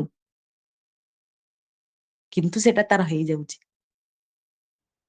ତେଣୁ ଆମେ ଏଇ ଠାକୁରଙ୍କର ପ୍ରତ୍ୟେକଟି କଥାକୁ ଆଉ ମାଙ୍କର ସେଇ ଯୋଉ ଅନ୍ନପୂର୍ଣ୍ଣାର ଆଉ କୁଶଳ କୌଶଳୀର ଭାବ, ଏଇ ନାରୀ ଭିତରେ ଏଇ ଯୋଉ କୁଶଳ କୌଶଳୀର ଭାବଟା ଆଉ କ୍ଷିପ୍ର ହେଇ ସବୁବେଳେ ସଜାଗ ରହିବାର ଭାବଟା, ଅସୁବିଧା କୋଉ ସମୟରେ ବି ଆସିପାରେ ସେଇ ଭାବଟା ବି ଆମେ ଏଇ ଲୀଳା ଭିତରେ ଦେଖିପାରୁଛେ। ଯେ ଯଦି ଆମ ଜୀବନରେ କେବେ ଅଭାବ ଆସିଯାଏ, ଆମ ଘରେ ଯଦି କିଛି ନାରୀଟିଏ ଥିବା ଅବସ୍ଥାରେ କିଏ ଜଣେ ଭାଇ ଆସି ପହଞ୍ଚି ଯାଆନ୍ତି, କିମ୍ବା କୌଣସି ଗୋଟେ ଛୋଟ ଫଙ୍କସନ ହଉଛି, ଜନ୍ମଦିନର ରୋଷେଇ ହଉଛି କିମ୍ବା କଣ ହଉଛି, ଯଦି ଟିକେ ଏପଟ ସେପଟ ହେଇଯାଏ କି ଅଭାବ ଘଟିଯାଏ ଆମେ ବ୍ୟତିବ୍ୟସ୍ତ ହେଇଯାଉ। ହେ ହେଲାନି ଅଣ୍ଟିଲାନି, ହେ କହିଥିଲେ ସେ ଗୋଟେ ରୋଷେଇଆ ଯେ ସେ କହିଲାନି ଏତିକି ଆୟୋଜନ ଆମେ କରିଥିଲେ, କିନ୍ତୁ ଆମେ ସେଇଠି ଆମେ ଚେଷ୍ଟା ବି କରୁନା କେମିତି ଆମେ ସମାଧାନ ଟା କରିଦବା, କେମିତି ଏଇଟା କରିଦେଲେ ସେମିତି ହେଇଯିବ, ସେଇ ଯୋଉ ବୁଦ୍ଧିଟାକୁ ଆମେ ଚେଷ୍ଟା କରୁନା, ଚେଷ୍ଟା ବି କରୁନା, ପୁଣି ତା ଭିତରେ ବ୍ୟସ୍ତ ବି ହଉ। କିନ୍ତୁ ମା ଏଇଠି ଦେଖେଇ ଦେଇଛନ୍ତି ଯେ ସହଜ ସରଳ ଭାବରେ ମଧ୍ୟ ସମସ୍ତଙ୍କୁ ପରିପୂରଣ କରିହୁଏ। ଏହା ଥିଲା ଆଉ ଗୋଟିଏ ମାଙ୍କର ଠାକୁରଙ୍କର ଲୀଳାର କଥା। ତାପରେ ଆଉ ଗୋଟେ ଘଟଣା ତୋଳି ଧରେ। କଣ ହେଇଛି ନା, ଦିନେ ବଡଦାଙ୍କୁ ଠାକୁର ମାନେ ଶାସନ କରୁଛନ୍ତି ମାଡ ଦେଇକି। ହୁଏତ କଣ ଘଟଣାଟେ ଥିବ, ସେଥିପାଇଁ କଣ ପ୍ରକାରାନ୍ତରେ ମାନେ ପଛଦ ପଟରେ କଣ ଥିବ। ତେଣୁ ବଡଦାଙ୍କୁ ଯେତେବେଳେ ଶାସନ ହଉଛନ୍ତି ବଡଦା, ସେଇ ସମୟରେ କତିପୟ ଗୁରୁ ଭାଇ ଆଉ ମା ମାନେ ସେଇଠି ଉପସ୍ଥିତ ଥିଲେ। ସେମାନେ ବ୍ୟସ୍ତ ବିବ୍ରତ ହେଇ ପଡୁଛନ୍ତି, ଆଉ ଠାକୁରଙ୍କୁ ଆଉ ସେଇ ସମୟରେ କିଛି କହିପାରୁନାହାନ୍ତି। ନ କହିପାରି ଭାବୁଛନ୍ତି କଣ କରିବେ କଣ କରିବେ। ସେଇ ସମୟରେ ଯାଇଛନ୍ତି ବଡମାଙ୍କ ପାଖକୁ ଦୌଡି ଯାଇଛନ୍ତି। ଯାଇକି ବଡମାଙ୍କ ପାଖରେ ନିବେଦନ କରୁଛନ୍ତି, ମା ଆଉ ଠାକୁର ଆଜି ବଡଦାଙ୍କୁ ଏମିତି ମାନେ ମାଡ ଦଉଛନ୍ତି, ଆଉ ତୁମେ ଚାହିଁଲେ ହିଁ ଏଇଟା ରୋକା ଯାଇପାରିବ। ବଡଦା ନହେଲେ ବହୁତ ମାଡ ଖାଇଲେଣି, ସେମାନେ ବ୍ୟସ୍ତ ହେଇପାରୁଛନ୍ତି। ବଡଦାଙ୍କୁ ବି ବହୁତ ଭଲ ପାଆନ୍ତି। ତେଣୁ ସେ ଯାଇ ଯେତେବେଳେ ମାଙ୍କୁ ନିବେଦନ କରୁଛନ୍ତି, ସାଧାରଣତଃ ଆମ ପରିବାରରେ ଏଇ ଘଟଣାଟି ଘଟିଥିଲେ ଆମେ ହୁଏତ ମା ମାନେ ଆମର କଣ କରିଥାନ୍ତେ, ସାଙ୍ଗେ ସାଙ୍ଗେ ଦୌଡି ଯାଇ ଛୁଆଟାକୁ କେମିତି ରକ୍ଷା କରିଥାନ୍ତେ, କେମିତି ତାକୁ ସେଇ ମାନେ କେମିତି ତାକୁ କଣ କହିଲେ ଘୋଡେଇ ଦେଇଥାନ୍ତେ। ଆମର ଯୋଉ କଥାରେ ଅଛି ଘୋଡେଇ ଦିଅନ୍ତି, ମାନେ ଭୁଲ କରିନି ଏଇଟା, ମାନେ କେମିତି ଗୋଟେ ମାନେ ଇଏ କରିଦେଇଥାନ୍ତି ସେ ସିଚୁଏସନ ଟାକୁ। କିନ୍ତୁ ବଡମା ସେଇ ସମୟରେ ସେମାନଙ୍କୁ କହୁଛନ୍ତି, ଆରେ ସେ ମାନେ ବାପ ପୁଅକୁ ଶାସନ କରୁଛି, ବଞ୍ଚିତ କରିବାକୁ ଆମେ କିଏ? ବଡମା ସେଇଠି କହୁଛନ୍ତି। ତେଣୁ ଆମେ ମାନଙ୍କ ପରିବାର ଆଉ ଆମ ମାନଙ୍କର ଚଳନି, ଆଉ ବଡମା ସେଇ ସମୟରେ କଣ ଷ୍ଟେପ ନେଇଥିଲେ, କାହିଁକି ନା ପିଲାଟାକୁ ଯଦି ସେଠି ରଖାଯିବ, ସେଠି ମାନେ ଆମ ଯଦି ଆମେ ଯଦି କିଛି ଭୁଲ କରିଥିବା ଆଉ ମାଡ ଖାଉଥିବା କିମ୍ବା ଶାସନ ହଉଥିବା, ଆଉ ଯଦି ମା ଆସିକି ଆମକୁ ରକ୍ଷା କରେ, ଆମର ଦମ୍ଭ ହେଇଯାଏ, ଏ ମା ଆମକୁ ରକ୍ଷା କଲାଣି, ଆଉ ଆମେ ଭୁଲ କରିଥିଲେ ମଧ୍ୟ ଆମେ ସେଇଠିକି ଭାବୁ ଯେ ଆମେ ମା ତ ଅଛି, ଆଉ ଆମର ସେଇ ଭୁଲ କରିବାର ପ୍ରୋତ୍ସାହନ ଟା ଜାଗି ଉଠିବ ଆମ ଭିତରେ। ତେଣୁ ସେଇ ଆମ ମାନଙ୍କର ଜୀବନର ଘଟଣା ଆଉ ଯଦି ମାନେ କମ୍ପେୟାର କରୁ ଆମେ ବଡମାଙ୍କର, ସେ କେତେ ମାନେ ଡିପଲି ଚିନ୍ତା କରୁଥିଲେ ଛୋଟ ଛୋଟ ଜିନିଷକୁ। ତେଣୁ ଏହା ଥିଲା ଗୋଟେ ଘଟଣା। ଆଉ ଆଉ ଦିନକର ଘଟଣା ଥିଲା, ଜଣେ ଗୁରୁ ଭାଇ ଆସି ଠାକୁରଙ୍କୁ ନିବେଦନ କରୁଛନ୍ତି, ଠାକୁର ମୁଁ ଖାଲି ସ୍ୱପ୍ନରେ କାଳୀ ମାଙ୍କର ଦର୍ଶନ କରୁଛି, କାଳୀ ମୂର୍ତ୍ତି ଦର୍ଶନ କରୁଛି। ତାର ନିବେଦନ ଶୁଣି ସାଙ୍ଗେ ସାଙ୍ଗେ ବଡ ମାଙ୍କ ପାଖକୁ ପଠେଇ ଦଉଛନ୍ତି। ଅନେକ ସମୟରେ ଠାକୁର ବଡ ମାଙ୍କ ପାଖକୁ ସମାଧାନର ବାଟ ପାଇଁ ପଠେଇ ଦିଅନ୍ତି। ତ ଠାକୁର ପଠେଇଲା ପରେ ସେ ଆସି ବଡମାଙ୍କ ପାଖରେ ନିବେଦନ କରୁଛି, ମା ଆଉ ମୁଁ ବହୁତ ସମୟରେ ଅନେକ ଦିନ ଧରି ଖାଲି କାଳୀ ମୂର୍ତ୍ତି ଏମିତି ସ୍ୱପ୍ନ ଦେଖୁଛି, ମତେ ବ୍ୟସ୍ତ ବିବ୍ରତ ଲାଗୁଛି। ମା ଶୁଣୁଛନ୍ତି ତାଙ୍କ କଥା। ତାଙ୍କର ଉତ୍ତରରେ, ମାଙ୍କର ଉତ୍ତର ଶୁଣିଲେ ଆପଣ ମାନେ ଭାବିବେ କେମିତି, ଏଇଟା ତ ଗୋଟେ କିଛି ସାମଞ୍ଜସ୍ୟ ରହୁନି, କିନ୍ତୁ ତା ଭିତରେ ବିରାଟ ସାମଞ୍ଜସ୍ୟ ଅଛି। ମା କହୁଛନ୍ତି, ଶୁଣୁ କାଲିଠୁ ଠାକୁରଙ୍କ ପାଇଁ ଖୁବ ପନିପରିବା ଧରିକି ଆସିବୁ ତ। କିନ୍ତୁ ସେ ଯେହେତୁ ଠାକୁରଙ୍କୁ ଆଉ ବଡ ମାଙ୍କୁ ବହୁତ ଭଲ ପାଆନ୍ତି, ସେ ସେଇଠୁ ଯାଉଛନ୍ତି, ବିଦାୟ ନେଇକି ଯାଉଛନ୍ତି, ଯେ ମା ତ କହିଛନ୍ତି ପନିପରିବା ଧରିକି ଆସିବୁ, ମୁଁ ପନିପରିବା ଧରିକି ଆସିବି। ଆଉ ଆମକୁ ଶୁଣିଲେ ଲାଗୁଛି ଆ କାଳୀ ମୂର୍ତ୍ତିଙ୍କର ସ୍ୱପ୍ନ ଦେଖିବେ ସିଏ, ଆଉ ତାଙ୍କୁ ମା ମାନେ ଉପଦେଶ ଦେବେ ଯେ ତୁ ଠାକୁରଙ୍କ ପାଇଁ ପନିପରିବା ନେଇଛୁ, ଆର କଣ ସାମଞ୍ଜସ୍ୟ? ଆମେ ସାଧାରଣ ମଣିଷ ବୁଦ୍ଧି ଖଟେଇ ପାରିବା ନାହିଁ, କି ମୁଁ ବି ଭାବିଲି, ମତେ ବି ଆଶ୍ଚର୍ଯ୍ୟ ଲାଗିଲା। କିନ୍ତୁ ତା ପ୍ରଚ୍ଛଦ ପଟରେ ବହୁତ ଅଛି।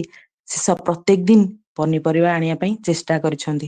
ପନିପରିବା ଆଣିବା ଭିତରେ ତାଙ୍କର କଣ, ଯେତେବେଳେ ଆମେ ଠାକୁରଙ୍କ ପାଇଁ କେହି ବି ଭୋଗ ନେଇକି ଯାଉ, ଆମର କଣ ମନଟା ନିଶ୍ଚିନ୍ତ ଭାବେ ପବିତ୍ର ଥାଏ। ଆଉ ମନଟା ଚାହେଁ କି ଭଲ ଜିନିଷଟେ ନେବି, ପରିଷ୍କାର ପରିଚ୍ଛନ୍ନରେ ନେବି। ନିଶ୍ଚିନ୍ତ ଭାବେ ପ୍ରତ୍ୟେକ ଆମେ ଯଦି ବସି ଏବେ ଭାବୁ, ନିଶ୍ଚିନ୍ତ ଭାବେ ସବୁବେଳେ ଆମେ ଅନ୍ୟକୁ ଦବା ଠାରୁ ଠାକୁରଙ୍କୁ ଦବା ବେଳେ ନିଶ୍ଚିନ୍ତ ଭାବେ ଭାବୁ କି ଭଲ ଜିନିଷଟା ନେବି, ପରିଷ୍କାର କରି ନେବି, ଟିକେ ସଦାଚାର ମେଣ୍ଟେନ କରିବି, ଏଇ ସବୁ ଜିନିଷଟା ଭାବୁ। ତେଣୁ ସେ ସେମିତି କରି ଭାବି ଭଲ ଭଲ ପରିବା ତାକୁ ଆଣି ପରିଷ୍କାର ଭାବରେ ଧୋଇବା, ତାକୁ ଝୁଡିରେ ରଖିକି ଠାକୁରଙ୍କ ପାଖକୁ ନବାର ପ୍ରକ୍ରିୟା ଟା ଆରମ୍ଭ କରିଛନ୍ତି। ପ୍ରତ୍ୟେକ ଦିନ ନେଇକି ଠାକୁରଙ୍କ ପାଇଁ କିଛି କିଛି ପରିବା ସେ ନେଇକି ପରିଷ୍କାର ଭାବରେ ନେଇକି ଯାଇ ପହଞ୍ଚୁଛନ୍ତି। ତାପରେ ତାଙ୍କର କଣ ହେଇଛି ନା, ଧୀରେ ଧୀରେ ସେଇ ସ୍ୱପ୍ନ ଦୋଷ ଟା ଟିକେ ଟିକେ ଦୂର ହେଇଛି। ତାପରେ ଆସି ଠାକୁରଙ୍କ ପାଖରେ, ମାଙ୍କ ପାଖରେ ପୁଣି ନିବେଦନ କରିଛନ୍ତି, ମା ଟିକେ ଟିକେ ମୋର ଦୂର ହେଲାଣି ନା, ପୁଣି ତୁ ଏମିତି ପରିବା ମା ଠାକୁରଙ୍କ ପାଇଁ ନେଇ ଆସିବୁ। ମାନେ ମା ମାନେ ଏମିତି ତାଙ୍କର କଥାକୁ ସିରିୟସଲି ନ ଗ୍ରହଣ କରି ଏମିତି ସାଇଟଲି କହୁଛନ୍ତି, କିନ୍ତୁ ସେ ଗ୍ରହଣ କରି ଚାଲିଛନ୍ତି। କରିବା ଭିତର ଦେଇ ତାଙ୍କର ସ୍ୱପ୍ନ ଦୋଷ, ଏଇ ଯୋଉ କାଳୀ ମୂର୍ତ୍ତିର ସ୍ୱପ୍ନ ଦୋଷ ଦେଖିବାର ଦୋଷଟା ଧୀରେ ଧୀରେ ଦୂର ହେଇଛି। ତା ପ୍ରଚ୍ଛଦ ପଟରେ ଘଟଣା ହେଲା, ସେ ସଦାଚାର ସମ୍ପନ୍ନ ନଥିଲେ। ଯେହେତୁ ସଦାଚାର ସମ୍ପନ୍ନ ନଥିଲେ, ଜୀବନଟା ଆଲୁ ବାଲୁ ଥିଲା, ଆଉ ଭଲ ନିଦ ବି ତାଙ୍କୁ ହଉନଥିଲା। ଆଉ ଭଲ ନିଦ ବି ହଉନଥିଲା, ଆଉ ଜୀବନଟା ଆଲୁ ବାଲୁ, ତେଣୁ ଏଇ ଯୋଉ ଦୁଃସ୍ୱପ୍ନ ଗୁଡାକ ଆସୁଥିଲା। ଯଦି ଆମର ମାନେ ସାଇକୋଲୋଜିର ରିସର୍ଚ୍ଚ କରାଯାଏ, ଏମିତି ଜୀବନ ଶୈଳୀ ପାଇଁ ଆମର ଏଇ ସ୍ୱପ୍ନଟା ବି ଆସେ, ଖରାପ ସ୍ୱପ୍ନଟା ବି ଆସେ। ମା କିନ୍ତୁ ସେଇ ସମୟରେ ତାର ସେ ସ୍ୱପ୍ନ ଦୋଷ କାଟିବା ପାଇଁ ଠାକୁରଙ୍କ ପାଇଁ ପରିବା ଆଣିବା ଆଉ ତାକୁ ସଦାଚାରୀ ବି ବନେଇ ଦେଇଥିଲେ। ତେଣୁ ଆମେ ସେଇଟା ବୁଝିପାରୁନା ସହଜ ସରଳ ଭାବରେ। ଆମେ ଏଇ ମଣିଷ ଏଇ ସହଜ ସରଳ ଜୀବନ ଚଳଣି ଭିତରେ କେମିତି ଆମର ବିରାଟ ବିରାଟ ପ୍ରୋବ୍ଲେମ, ଏଇ ଯୋଉ ଆମର ମାନେ ଅସୁସ୍ଥତାର ବି ଜିନିଷଟା ବି ହେଇଯାଇପାରେ ଏଇ ଛୋଟ ଛୋଟ ଚଳଣି ଭିତରେ, ତାହା ଆମେ ବୁଝିପାରୁନା। ଆଉ ମା ସେଟା କରେଇକି ଦେଖେଇ ଦେଇ ଯାଇଛନ୍ତି। କିନ୍ତୁ ଏଇଠୁ ବୁଝାଯାଏ, ଯିଏ ତାଙ୍କୁ ବିନା କୋଶ୍ଚିନରେ, ବିନା ଓଜରେ, ମାନେ ବିନା ପ୍ରଶ୍ନରେ ଯିଏ ପ୍ରତ୍ୟେକଟି କଥା ଠାକୁରଙ୍କର ହଉ, ବଡ ମାଙ୍କର ହଉ, ଆଉ ବଡଦାଙ୍କର ହଉ, ଯାହା ଆଚାର୍ଯ୍ୟ ଦେବଙ୍କର ହଉ, ଯାହା କହିଛନ୍ତି, ଯଦି ବିନା କୋଶ୍ଚିନରେ ଆମେ ମାନି ଚଲୁ, ଆମର ଏଠି ଆମେ ହେଇଥିଲେ ସାମଞ୍ଜସ୍ୟ। ମୁଁ କହୁଛି ମୋର ସ୍ୱପ୍ନ ଆସିବ, ସିଏ କହୁଛନ୍ତି ମତେ ପରିବା ଆଣିବ, ଆମେ ସାଙ୍ଗେ ସାଙ୍ଗେ କୋଶ୍ଚିନ୍ କରିଥାନ୍ତେ, ସାଙ୍ଗେ ସାଙ୍ଗେ ଆମ ମନକୁ ପ୍ରଶ୍ନ ଆସିଥାନ୍ତା। ତେଣୁ ଯେହେତୁ ଆମ ମନରେ ଯଦି ପ୍ରଶ୍ନ ଆସେନି, ଠାକୁର କହିଛନ୍ତି ମାନେ ଏଇଟା ହବ ହିଁ ହବ, ଏଇ ଯଦି ଭାବ ନେଇ ଚାଲୁ, ତାହେଲେ ଆମ ଜୀବନ ଶୈଳୀ, ଆମ ଜୀବନଟା ଏଇଭଳି ହେଇଯିବ ଆମର ଇମାଜିନେସନ ର ବାହାରୁ। ତେଣୁ ଆମର ଏଇ ପ୍ରତ୍ୟେକ ଏଇ ଚେଷ୍ଟାରେ ରହିବା କି ଆମର କୋଶ୍ଚିନ୍ କରିବାର ନାହିଁ, କୌଣସି ଆମେ ଫିଟ୍ କରିବା ନାହିଁ, ଆମର ବୁଦ୍ଧି ପ୍ରୟୋଗ କରିବା, ଯୋଉ ଅତ୍ୟଧିକ ବୁଦ୍ଧି ପ୍ରୟୋଗ କରିବା ଦରକାର ନାହିଁ। ଠାକୁର କହିଛନ୍ତି, ବଡମା କହିଛନ୍ତି ମାନେ ଏଇଟା ହବ ହିଁ ହବ। ଏଇଟାକୁ ନେଇ ଆମେ ଚାଲିବା ସର୍ବୋତ ଭାବରେ, ସବୁ ପରିସ୍ଥିତିରେ, ସବୁ ସମୟରେ। ଏଇଟା ଥିଲା ଗୋଟେ ଘଟଣା। ତାପରେ ଆଉ ଗୋଟିଏ ଘଟଣା ଆପଣଙ୍କ ଆଗରେ ତୋଳି ଧରେ। ମା ଶାଗୁ ତିଆରି କରିଛନ୍ତି ବଡଦାଙ୍କ ପାଇଁ। ବଡଦାଙ୍କର ଦେହ ଅସୁସ୍ଥତା ପାଇଁ ଶାଗୁ ତିଆରି କରିଛନ୍ତି। ଆଉ ଠାକୁର ଆସି ପହଞ୍ଚିଛନ୍ତି, ପଚାରୁଛନ୍ତି ବଡମା କଣ କରିଛନ୍ତି। ବଡମା କହୁଛନ୍ତି ବଡ କକାର ଦେହ ଖରାପ ଅଛି ବଡଦାଙ୍କର, ଆଉ ତାଙ୍କ ପାଇଁ କି ଶାଗୁ ତିଆରି ହେଇଛି। ଠାକୁର କିନ୍ତୁ ମାଗିକି କହୁଛନ୍ତି ମତେ ଦିଅ। ତେଣୁ ବଡମା ତାଙ୍କୁ ଦଉଛନ୍ତି, ବିନା ପ୍ରଶ୍ନରେ ତାଙ୍କୁ ଦଉଛନ୍ତି।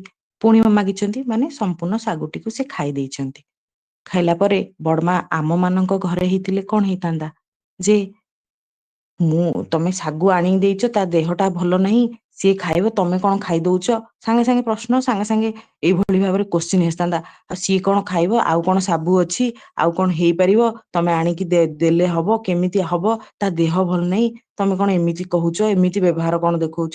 ପିଲାଟାର ଦେହ ଭଲ ନାହିଁ, ତମେ ଗୋଟେ ବାପା ହେଇଛ, ଏମିତି ଆମର ମନେ ମାନେ ଏଇଟା ହିଁ ଘଟଣା ଘଟି ହିଁ ଥାନ୍ତା ପ୍ରତ୍ୟେକଙ୍କ ଘରେ।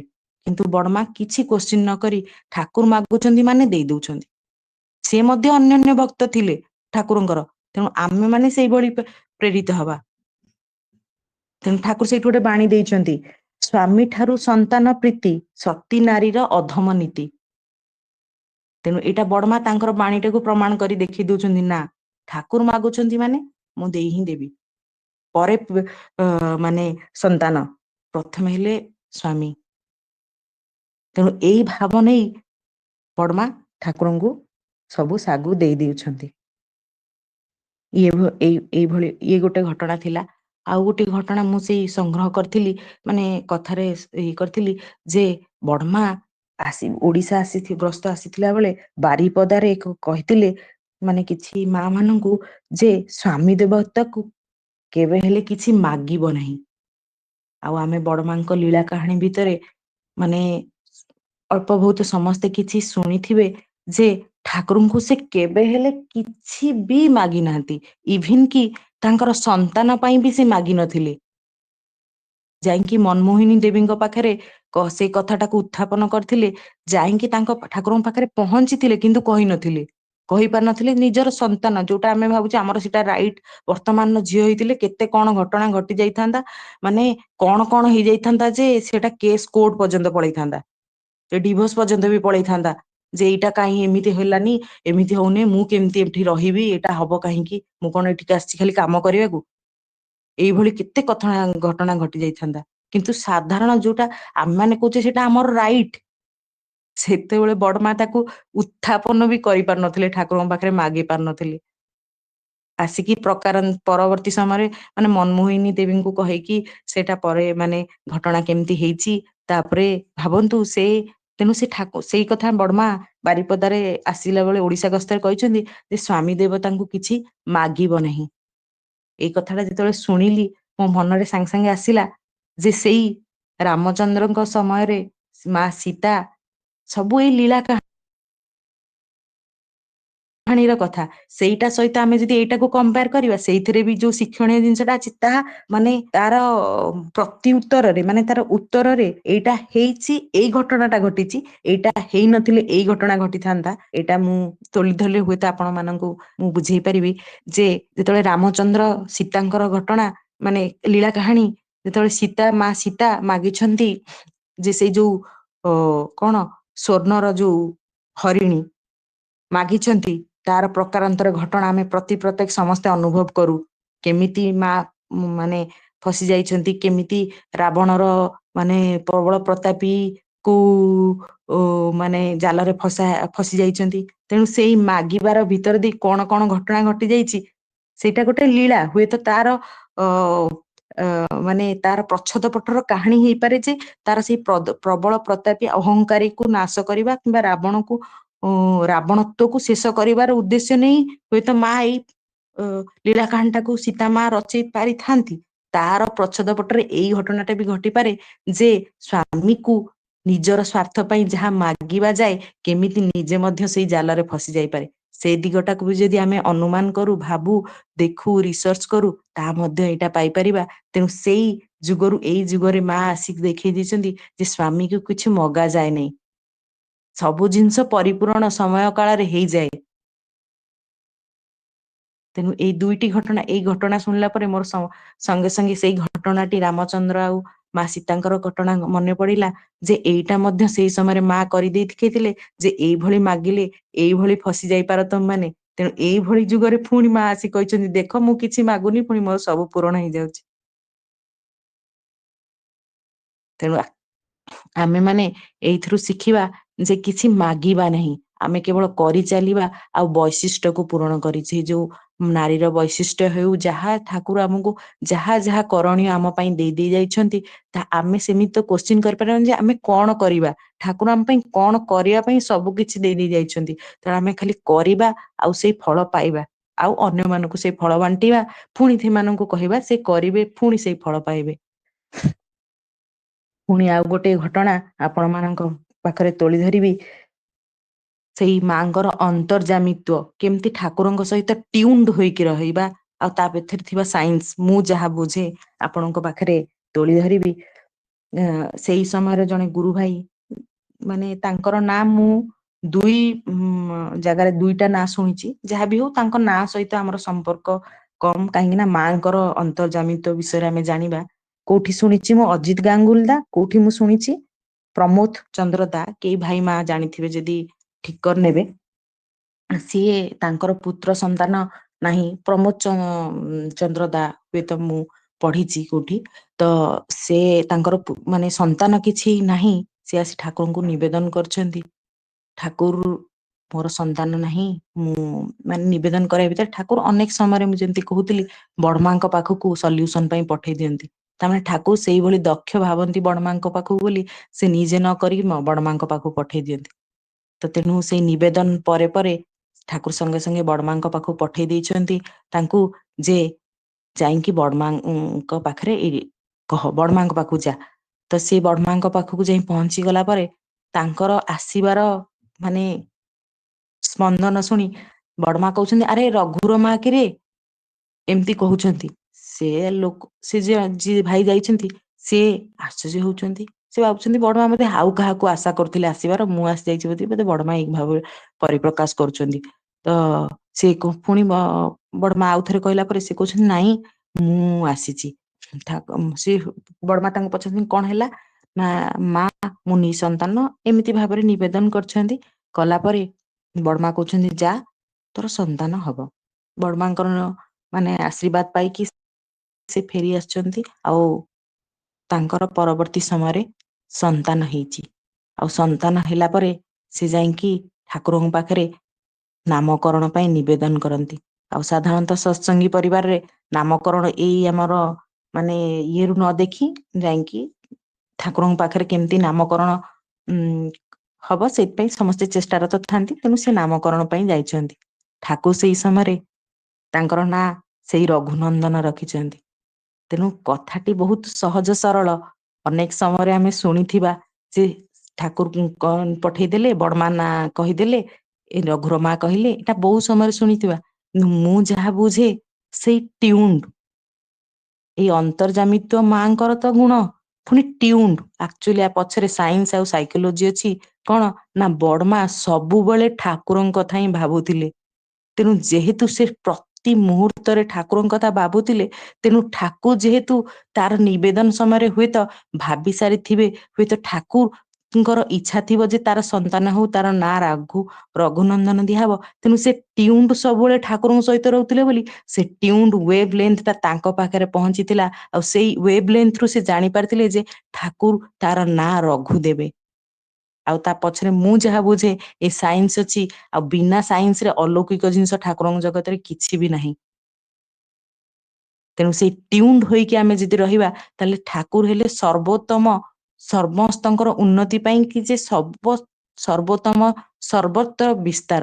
ତେଣୁ ତାଙ୍କ ସହିତ ଆମେ ଟ୍ୟୁନ୍ଡ ହେଲେ ଆମେ ମଧ୍ୟ ବଡମାଙ୍କ ପରି ଠାକୁର କଣ ଚାହୁଁଛନ୍ତି ଆମ ଜୀବନ ପାଇଁ, ଅନ୍ୟମାନଙ୍କ ଜୀବନ ପାଇଁ, ଆଉ ଆମ ଜୀବନରେ କେନେ ଅସୁବିଧା ହେଲେ ଠାକୁର କଣ ସଲ୍ୟୁସନ ଦେଇଥାନ୍ତେ। ତେଣୁ ଆମେ ଯଦି ସବୁବେଳେ ନାମମୟ ହେଇକି ରହିବା, ଠାକୁରଙ୍କ କଥା ଭାବିବା, ଠାକୁର ଥିଲେ ଏଇଠି କଣ କରିଥାନ୍ତେ ଭାବିବା, ସବୁ ସମୟରେ ଯଦି ତାଙ୍କ ସହିତ ଟ୍ୟୁନ୍ଡ ହୋଇକି ରହିବା, ସେମିତି ଆମେ ବଡମାଙ୍କ ପରି ମଧ୍ୟ ପୂର୍ବରୁ ମଧ୍ୟ ସେଇ ରଘୁର ମା ଭଳି ଟିକେ ଟିକେ ପ୍ରୟାସ କଲେ ହେଇପାରିବା।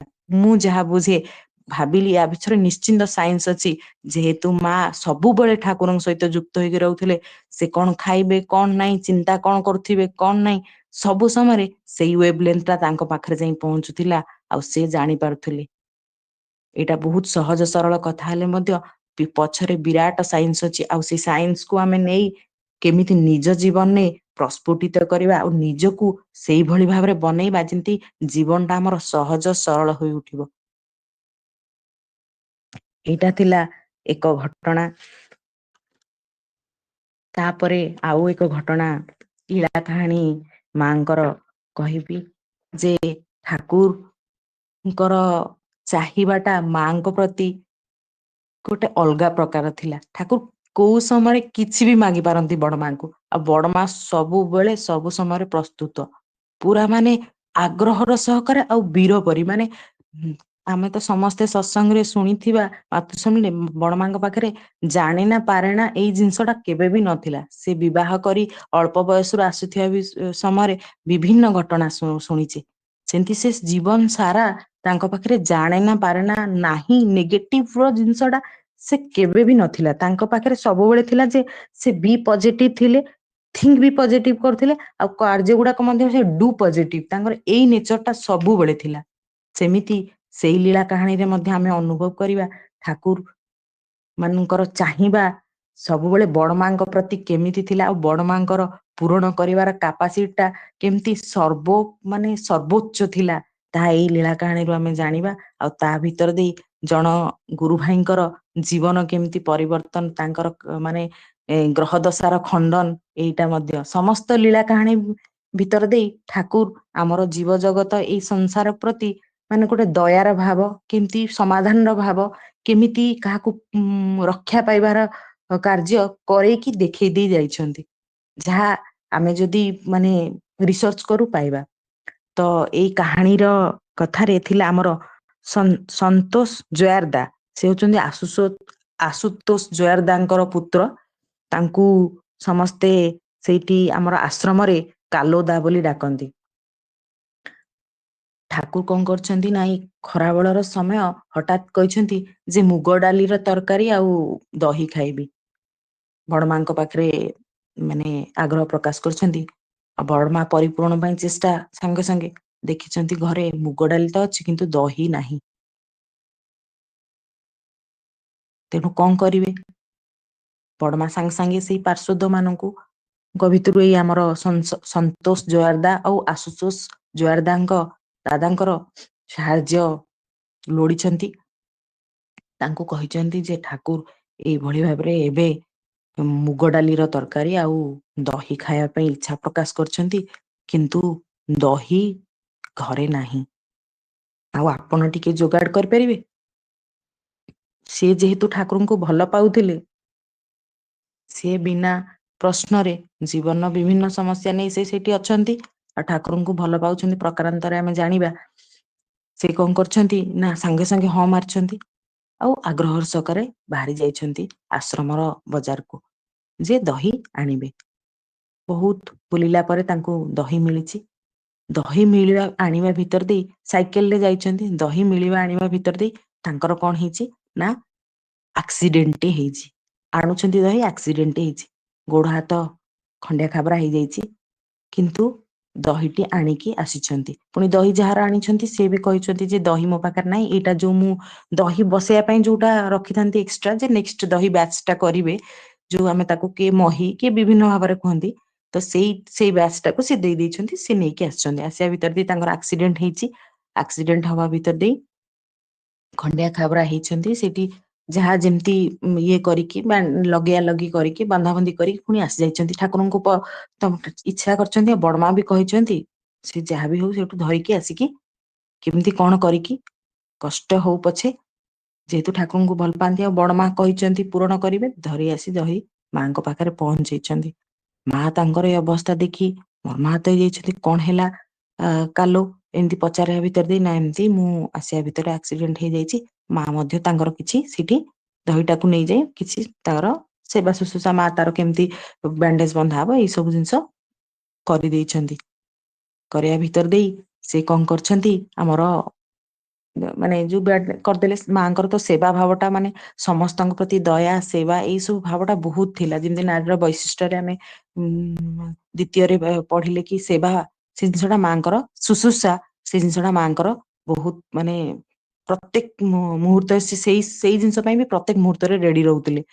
ତେଣୁ ସେବା କରିବା ଭିତରେ ଦେଇ ପୁଣି ଠାକୁରଙ୍କ ଭୋଗ ପାଇଁ କି ପ୍ରସ୍ତୁତ ହେଇଛନ୍ତି। ସେଇ ସମୟରେ ସେଇ କାଲୋଦା ଆମର ସନ୍ତୋଷ ଜୟାରଦା ସିଏ ଆସିଛନ୍ତି ଠାକୁରଙ୍କ ପାଖରୁ, ଠାକୁରଙ୍କ ପାଖରେ ପହଞ୍ଚିକି ପହଞ୍ଚ ଠାକୁର ସେଠୁ ତାଙ୍କୁ ଦେଖିକି ମୋର ମା ତାରେ କାଲୋ କଣ ହେଲା ନା ଏମିତି ଏମିତି ମୁଁ ଆସୁଥିବା ସମୟରେ ସାଇକେଲରେ ମୋର ଆକ୍ସିଡେଣ୍ଟ ହେଇଗଲା, ମୁଁ ଏମିତି ମୋର ଖଣ୍ଡିଆ ଖାବରା ହେଇଯାଇଛି, ଆଣ୍ଠୁ ଛିଣ୍ଡି ଯାଇଛି, ଏମିତି ବ୍ୟାଣ୍ଡେଜ ହେଇଛି ଆଉ ଠାକୁରଙ୍କୁ ପୁଣି ଆଉ ସଙ୍ଗେ ସଙ୍ଗେ ପୁଣି ଆଉ ଟିକେ ପରେ ସେ ନିବେଦନ କରୁଛନ୍ତି, ଠାକୁର ଏ ଯୋଉଟା ଆପଣ ଦେଇଥିଲେ କହିଥିଲେ ବାନ୍ଧିବା ପାଇଁ, ଆମର ଜ୍ୟୋତିଷ କିଛି ଖରାପ ଗ୍ରହ ଦଶା ଥିଲେ ବାନ୍ଧିବାକୁ ଦିଅନ୍ତି ନା, ତାକୁ କଣ କହନ୍ତି, ପ୍ରବାଳ କିଛି ଗୋଟେ ବାନ୍ଧିବାକୁ ଦେଇଥିଲେ, ଆଉ ସେଇଟା ନା ମୋର ସେ ଆକ୍ସିଡେଣ୍ଟ ସମୟରେ ହଜି ଯାଇଛି।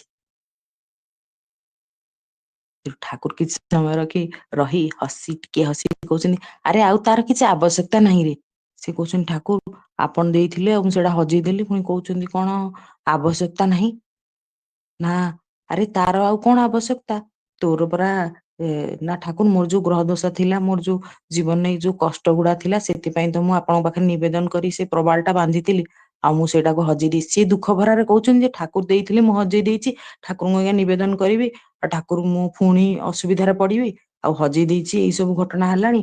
ପୁଣି ମାନେ ସେ ପୁରା ଭୟାକୁଳରେ ଏଇ ସବୁ ଜିନିଷ କହୁଛନ୍ତି। ସାଧାରଣ ମଣିଷ ଟା ଏଇଭଳି ଭାବରେ ଭାବିବ, ଆମେ ମଧ୍ୟ ଏଇଭଳି ଭାବରେ ଭାବିବା, କିନ୍ତୁ ଠାକୁର ସେଇଠି ଯେ କଣ ଲୀଳା କରିକି ତାଙ୍କର କୋଉ କର୍ମଫଳ ଟାକୁ କାଟି ଦେଇଛନ୍ତି କରିବା ଭିତର ଦେଇ, ଠାକୁର ତ ଚାହିଁଥିଲେ ଛୁଟକିରେ ତାର କର୍ମଫଳ ଟା ସେ ଯୋଉ ଦିନ ନିବେଦନ କଲେ ସେଇଦିନ କାଟି ଦେଇଥାନ୍ତେ, କିନ୍ତୁ ଏଇ କରିବା ଭିତରେ ଦେଇ ତାର କେମିତି କର୍ମଫଳ ଟାକୁ କାଟି ଦେଇଛନ୍ତି, ସେ ସାଧାରଣ ମଣିଷ ବୁଝିପାରେ ନା।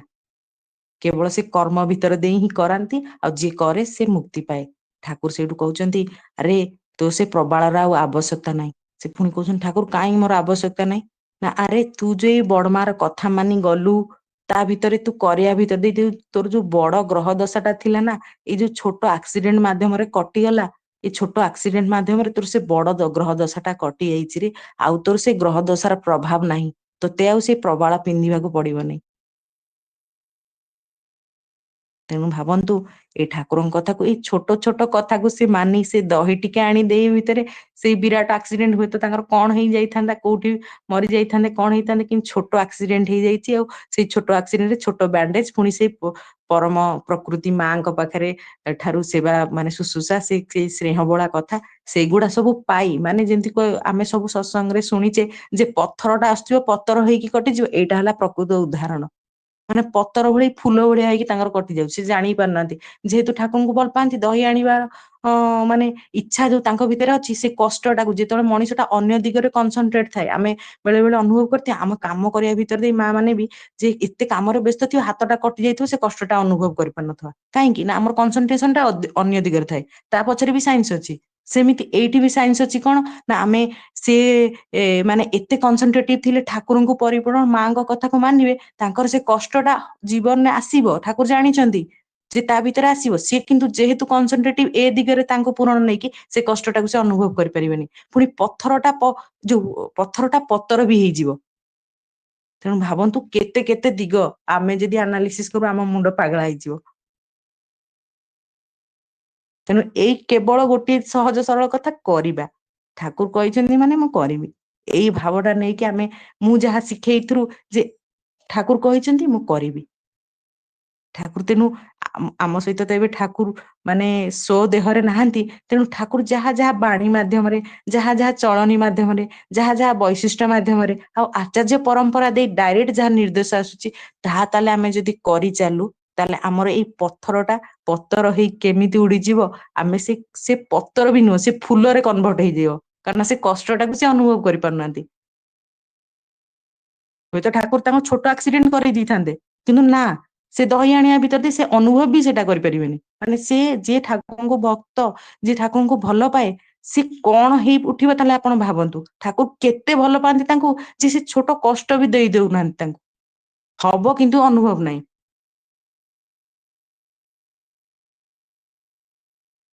ପୁଣି ସେଇ ବଡ ମାଙ୍କର ସେ ଭଲ ପାଇବା, ଆଉ ଠାକୁରଙ୍କର ସେ ଏଇ ଲୀଳା ମାଧ୍ୟମରେ ଅନେକ ଜିନିଷ ଆମେ ଜାଣିଲେ।